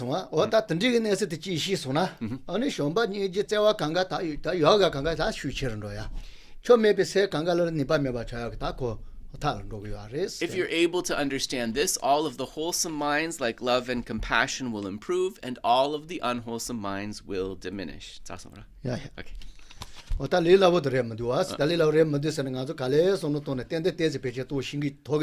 Geshe realizes it's not easy. That's why we have this as a little bit at the end. But if you think about it again and again, it will become easier. So Geshe said, sorry, we covered most of the balanced time of the class, but anyways, let us lift up our hearts with gladness and rejoice. And so I'll just remind everybody that in honor of this day, we are going to recite the swift return prayer for Lama Zopa Rinpoche. Lama Zopa Rinpoche. Di tamarwa. So Geshe actually would like to recite the prayer for the swift return of Lama Zopa Rinpoche first. So Geshe and I will recite this in Tibetan, but we've also linked the text with the Tibetan and the English for you. So let us begin. Ale, di dengore segidua. Dengore segidua kalo. Yeah, so Geshe was saying, this is a question that several people had. It is said that Lama Zopa Rinpoche's Yangtze has been reborn already, so do we still recite the prayer for quick return? So a lot of people are wondering this, and I think that Venerable Roger asked this to His Holiness, and His Holiness said it's still good to recite it. So we will still recite it. So let us recite. Losogi. Dami Tumba Gyase Nyeron Zo Lobsang Yewa Yapse Gyubache Rajan Jingi Gyabye Malipa Dende Memba Jube Gele Zo Yonsu Zobe Tubde Rinpoche Shedan Jube Zinjimbe Wala Naya Mijun Zebe Gojajen Tsume Jetsu Nama Surwade Bende Malu Jungwe Goje Buhu Gyewe Denda Maju Jowaye Dela Jidu Zumban Zebe Mu Lobo Shiwa Shede Yirama Undan chosun janzu jila dahang Geshe Nangi Tuge Labo Je Lume Dembe Yangzhu Sabe Zum Gesan Duje Pedu Nyuje So now we'll do our usual dedication. Changju Zemju Rinpoche Maje Panam Jeju Rechi Chewa Nyamba Mepa Yang Kone Gondu Pewa Shu Tongni Tawa Rinpoche Maje Panam Jeju Rechi Chewa Nyamba Mepa Yang Kone Gondu Pewa Shu Jampe Pao Jita Kyamba Dang Kundu Zambo Deyang Dejin De Da Kungi Jesu Dalo Che Gewa Dida Tamshe Radu Ngo Dusum Gewe Tamshe Gi Ngowa Gangla Chodu Ngapa De Gewe Tawa Dikun Kyang Zambo Cheji Radu Ngowa Ge Gangri Rawi Kowe Jinkam De Pendan Dewa Malu Jongwe Ne Chenre Ziwan Tenzin Gyatso Ye Shabe Site Badu Tenju Chi.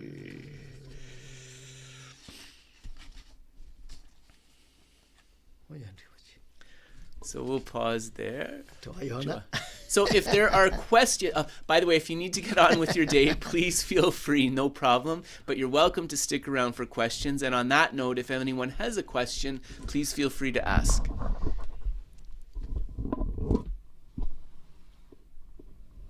Thanks, Nancy. Yeah, thank you, everybody. It was nice to come together today. Does anyone have a question? Don't be shy. Yomar. I guess, Abhilash, maybe I'll check in the chat if there's questions. I do see there's messages in the chat. Let me see. Is there anything here? I see Steve's hand up. So maybe Steve, yeah. Go ahead, Steve. Yes, go ahead. Yeah. Unmute yourself. Go ahead. Yes, I was having trouble unmuting myself. Good morning, Geshe-la. Good morning, Kedro. Good morning, Steve.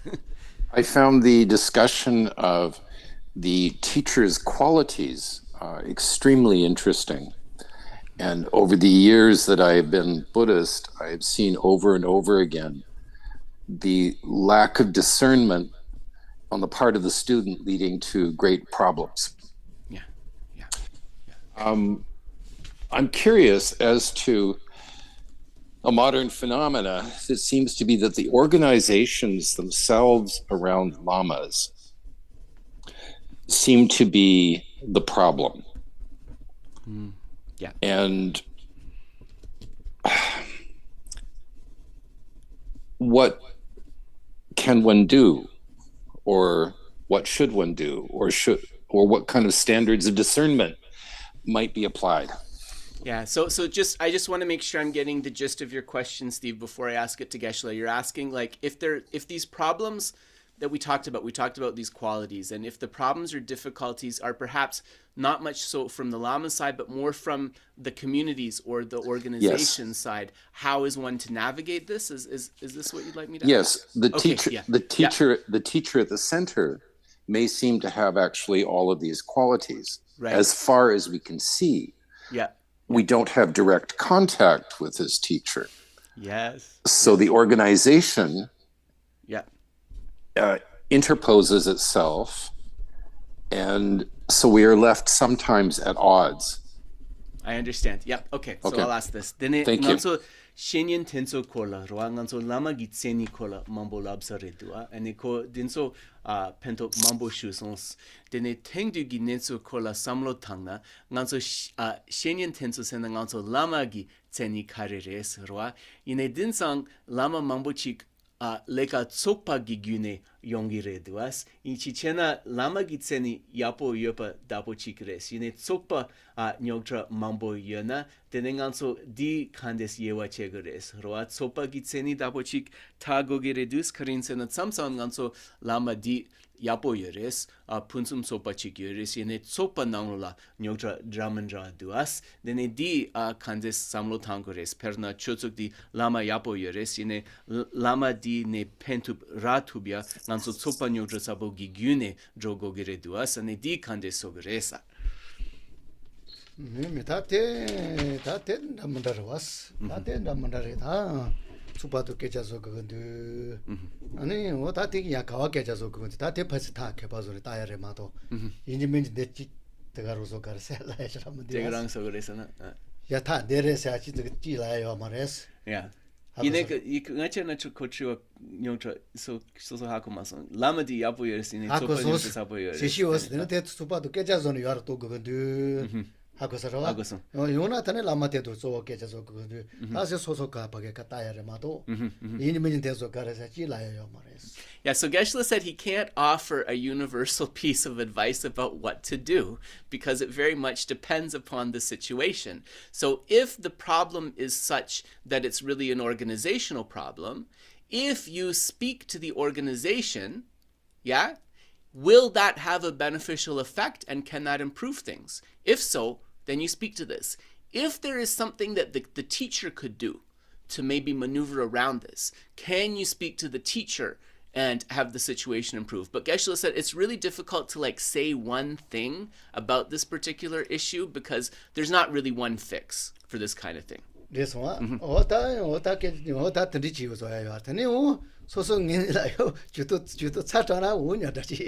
Yeah. And also Geshe said that it can also be that the problem is from our side, that we always want things to be according to our view and we push for that. That's going to make us frustrated. Yeah. Yeah,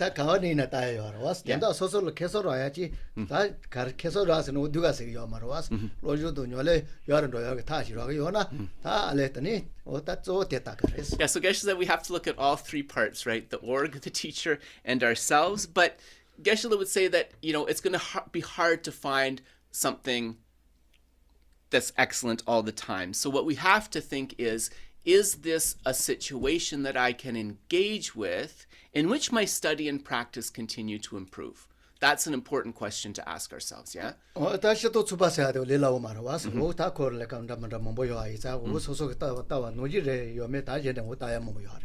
Organizations are not easy things because organizations are made up of many different individuals, and each of those individuals being able to do things perfectly or us being in agreement with all of the decisions that are made, if we're looking for something like that, that's going to be really tough. Yeah. So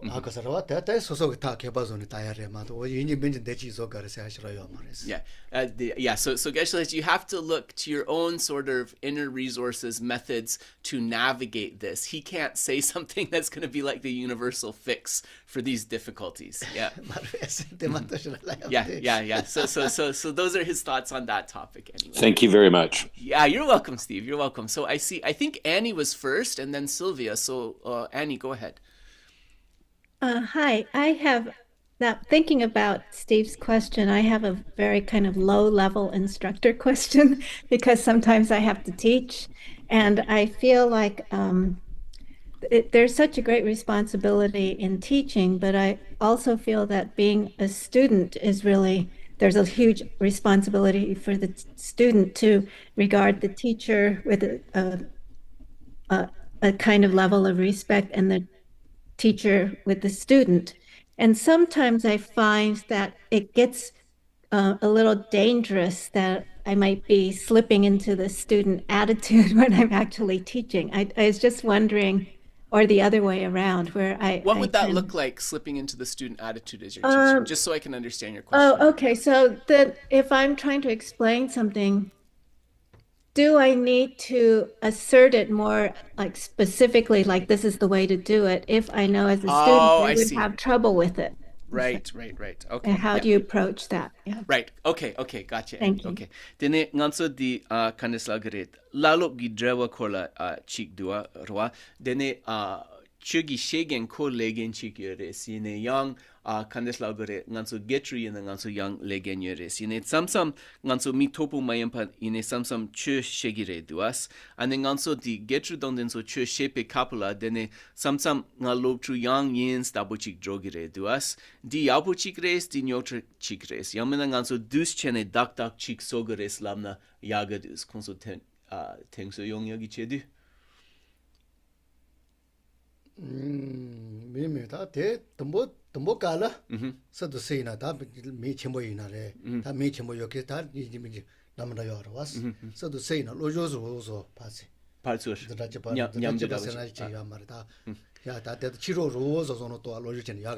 Geshe said that actually it doesn't matter if you're kind of like a small teacher or a big teacher. The advice that he would give is the same, which is that in the beginning, when you're developing relationships with students, you should see each other. You should actually see yourselves as Dharma friends, without these kind of like hierarchies. And if you see each other as Dharma friends who are learning together, right from the beginning, that creates a good situation. Okay. 다 코프게 때 소속 색 돈이 다 코프게 게이지를 쓰고요도 라마지를 쓰고요도 가래 다 소소들 라버지 쓰고요면 다 소소를 두바로 아마도 소소를 룰을 바로 왔 소소 다 도체 바로 왔 야 보고 마서 걔네 서 가르다마다 소소를 했어 뭐르마 동버갈 다 가래 보게 때뭐 맞아 받아 소로 치료로서는 또 야가래스 So Geshe said, and then what happens is over time, right, based upon you and based upon the students, they will come to see you maybe in a different way, maybe more than a Dharma friend, maybe as a teacher. And this is something that unfolds naturally, which is fine. But if you start in the beginning of the relationship seeing as Dharma friends, that's a very good way to begin. Yeah. Okay, great. So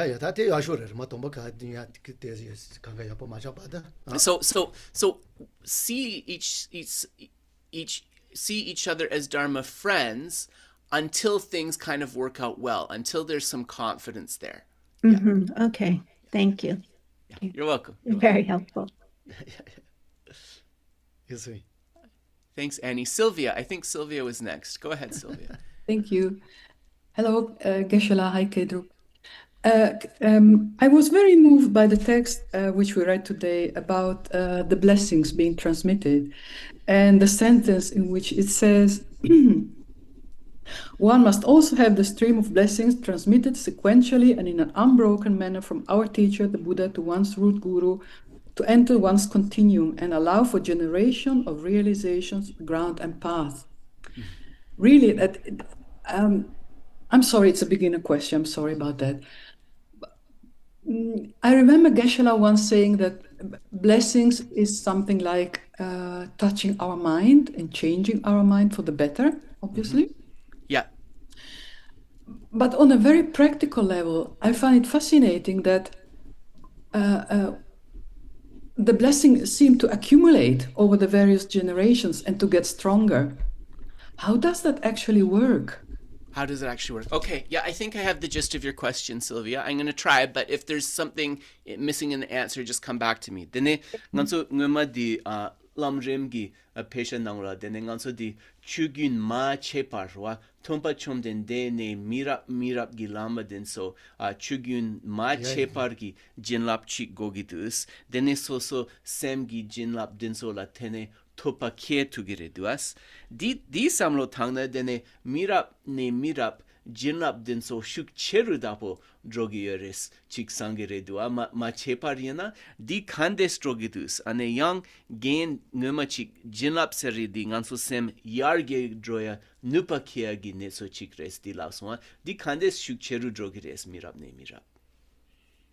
ma chepar da mirap shuk cheru droya nga gimsen tes yores wa mutune yana shuk cheru chago meme ta shuk cheru rose de ate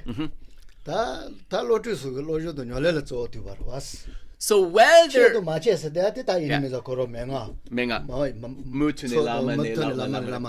Yeah. good no. So Geshe said there's two parts to this picture, Sylvia. The first is whether the blessings are becoming stronger and stronger with each generation, like you're saying. That depends upon the study and the practice of the students of the particular lamas. So if the students are studying and practicing really well, those blessings become stronger and stronger. So that's one part of it. The second part of it is unbroken, right? An unbroken continuum of blessings. This happens through the teacher-student relationships, right? Students become teachers, teachers become students from generation to generation. The instructions continue, right, without dying out. That's the unbroken aspect. This one, what that so thing on all letter, but on what tell to push go is shalati called Manyomba, Machebachi, so to sell. Right. Right. And so in terms of the importance of the blessings for us, to be able to ripen the instructions into realizations, we need access to blessings of those who represent those instructions in an unbroken way, right? This is really important. But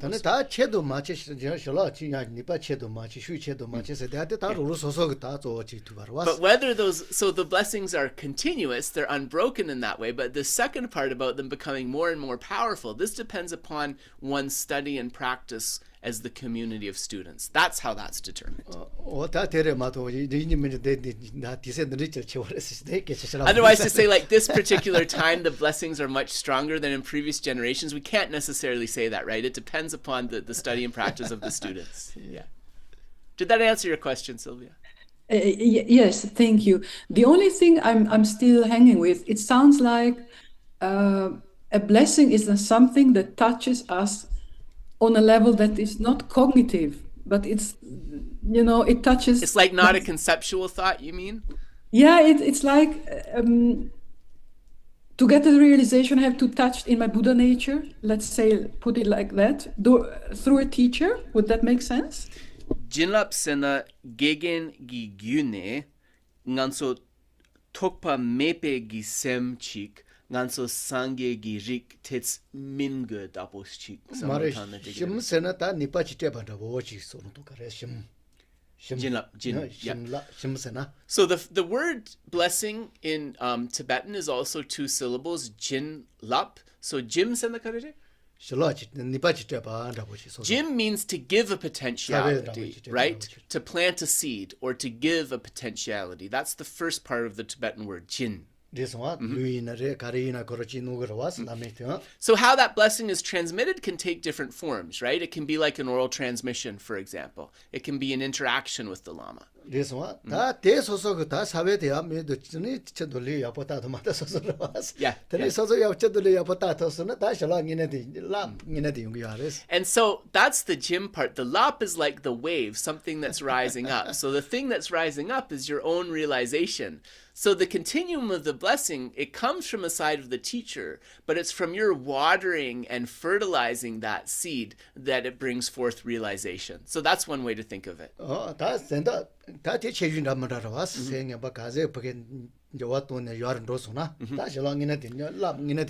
So the lap part of the jin lap, right? That kind of cresting wave comes when you water the seeds of what you've received and those start to become improvements and realizations, right? So the blessing, tene lalop nigane chashe chikyores jinlap seriodi? Yeah. So it comes from both sides. Yeah. Thank you very much. Very precious. Thanks, Sylvia. Thank you so much. So before we go, are there any other questions? Ketripa, there's one question from Martha. Yeah. Martha, would you like to read it? Or would you like me to, read that way? So, sometimes Marta's internet connection is a bit fuzzy where she is. So I know that's why she likes to put it in the chat sometimes. I'll see if I can find it in the chat. Or I can read it. You want to read it, Abhilash? Yeah, go ahead. Please read it. Go ahead. Okay, so when one becomes aware that the mind is entering any klesha state, is there a general antidote that can be applied to tame the mind and escape that state, regardless of the klesha that one perceives? Yeah. Many antidotes. Okay, I'll wait. Oh, no, sorry. Go ahead. Go ahead. No, it's okay, Abhilash. Go ahead. Sorry. Many antidotes are discussed for different kleshas, but it seems that any klesha is like the mind becoming schizophrenic and insane. When one sees this insane mind appear, what is the appropriate antidote? Thank you, Abhilash. Thank you. Yes, no, it's nice to have them read out because not everyone can see the chat, right? So it's good to read them out. So I will put this question to Geshe. Nganso nyomong se. So klesha, for those of you who don't know, this means the affliction, an affliction. Nganso nyomong gi sem di lebdu rwa, dene nyomong chat sangwa tumongwa gi nyampo chik yoribes. Karin sen nganso nyomong nyongdu rwa dene nyomong di tsoro lebdu lamsang nyomba gi nga nyomba yin gi tsoro chik legiredua. Dene nyomong gi nyomba dapo chik sina. Dene nganso nyomba gi sem yongsa re samlo tangna tumongwa gi nyambo chik jatu girebes. Nyomong chatsangwa tumongwa gi nyambo chik jatu girebes.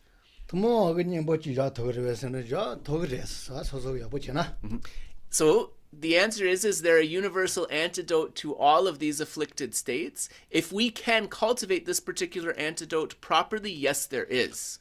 다시 또 전화 안에 누구들? 배나 정바 첨부 인지 첨부 아까서와 드디어서는 또 나요. 녀보 다시 다시 다 니빠 체쇼데 말해 되네. 녀몬로야 요 녀몬요족 녀몬로야 요 아레스. So great love and great compassion, they are not the most powerful universal antidote. So great love and great compassion are not the most powerful universal antidotes to all the klesh, to all the kleshas, to all of the afflicted states, but they have the power to diminish all of the afflicted states. So great love and great compassion, if we have a feeling for those practices, they can be cultivated in this way that you mentioned. So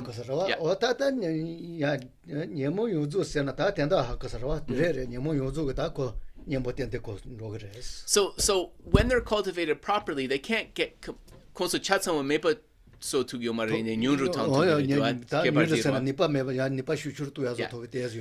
So they aren't the ultimate universal antidotes in that they can't eliminate all of the kleshas completely, but they are antidotes universal in terms that they can diminish all of the kleshas, diminish them somewhat. Yeah. This one, that Katulayo Nemo Yuzu Nyembo. Akasa Pet Zan in a Mevazo Toketem Seres and Tangela Banoji. Yeah. Louis Jen and the Gutsus and Mevazo at your was. Correct? Louis Jenny. Oh, Chenny. Yeah. Louis Jen and the Gutsus and Mevazo at it. The best antidote, though, is the one that cannot just diminish any afflicted mind somewhat, but can cut off the continuum of that afflicted mind completely. Can not only cut it off, but can completely clear the affliction away. Yeah. So this is the wisdom of differentiation. It's one of the 5 wisdoms, right? The wisdom of differentiation. Sosotope. Yeah.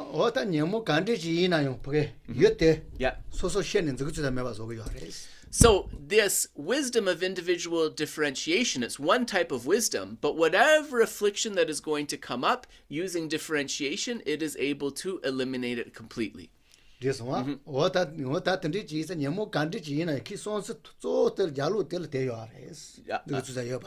And we have to understand that ultimately, too, wisdom functions as a universal antidote because behind the arising of any afflicted mind is the idea that that object that's being perceived has an aspect of inherent or true existence. Yeah.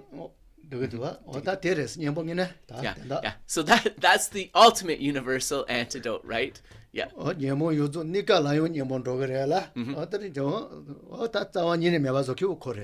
Yeah. So those other antidotes that Geshe mentioned, they can reduce the intensity of the affliction somewhat, but the one that can clear them away completely, this is only wisdom. It's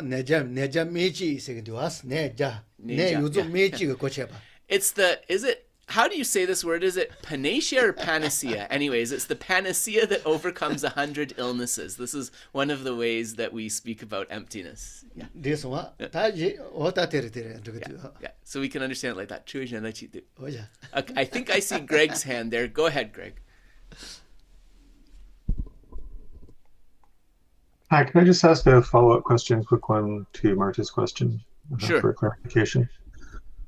So when I studied the seven factors of enlightenment, the universal antidote is often presented as mindfulness, like the first sati is the first one. Right.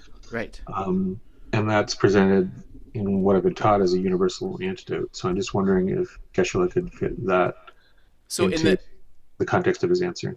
So in the 37 limbs of enlightenment, the universal one is sati or mindfulness. So how does this fit into the explanation with wisdom as a universal antidote? Yeah, so not the 37 factors, but part of those are the 7 factors.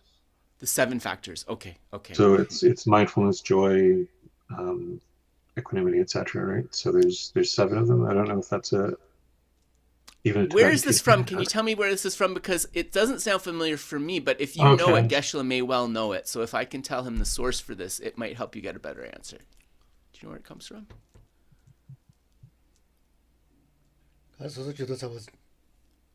Hello? Okay, so I was just quickly looking it up. Oh, you're looking. Sorry. I'll give you a moment. Okay. Sorry. Geshe was asking. I want to give him the source because I'm drawing a blank on this. The 37 limbs I remember, but the 7 limbs I've never heard of. Okay, it's the 7 are the ones that come right before the 8 noble the path.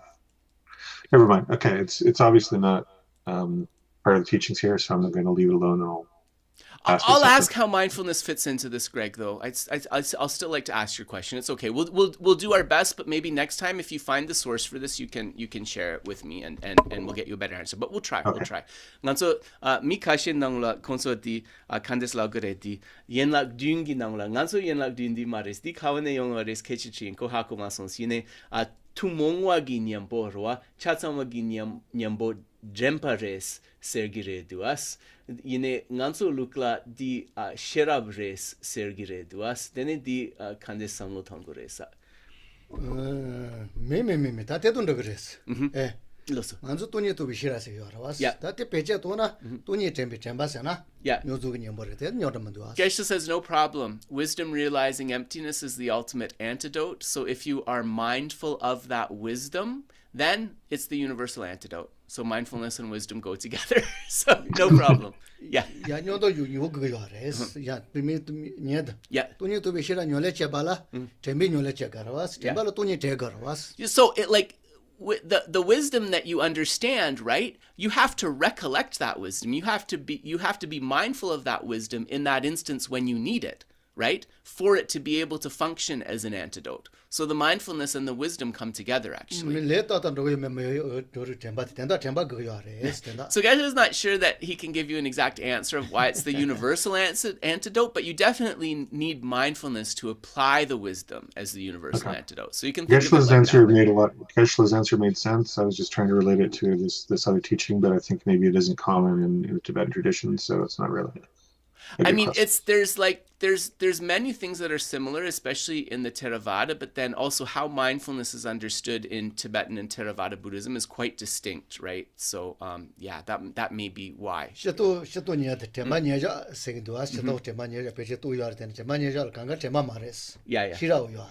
So Geshe said also, it's like the word mindfulness is very deceiving because we talk about the 4 close applications of mindfulness, but when you're practicing the 4 close applications of mindfulness, that's a cultivation of wisdom.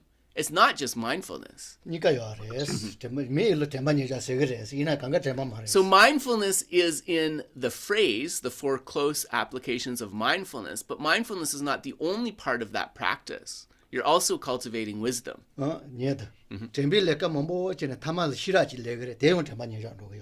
Yeah, so from cultivating mindfulness of various objects, we see them deeply, and we develop a wisdom that penetrates the understanding of those objects, and then we can cultivate that wisdom in appropriate circumstances with mindfulness, right?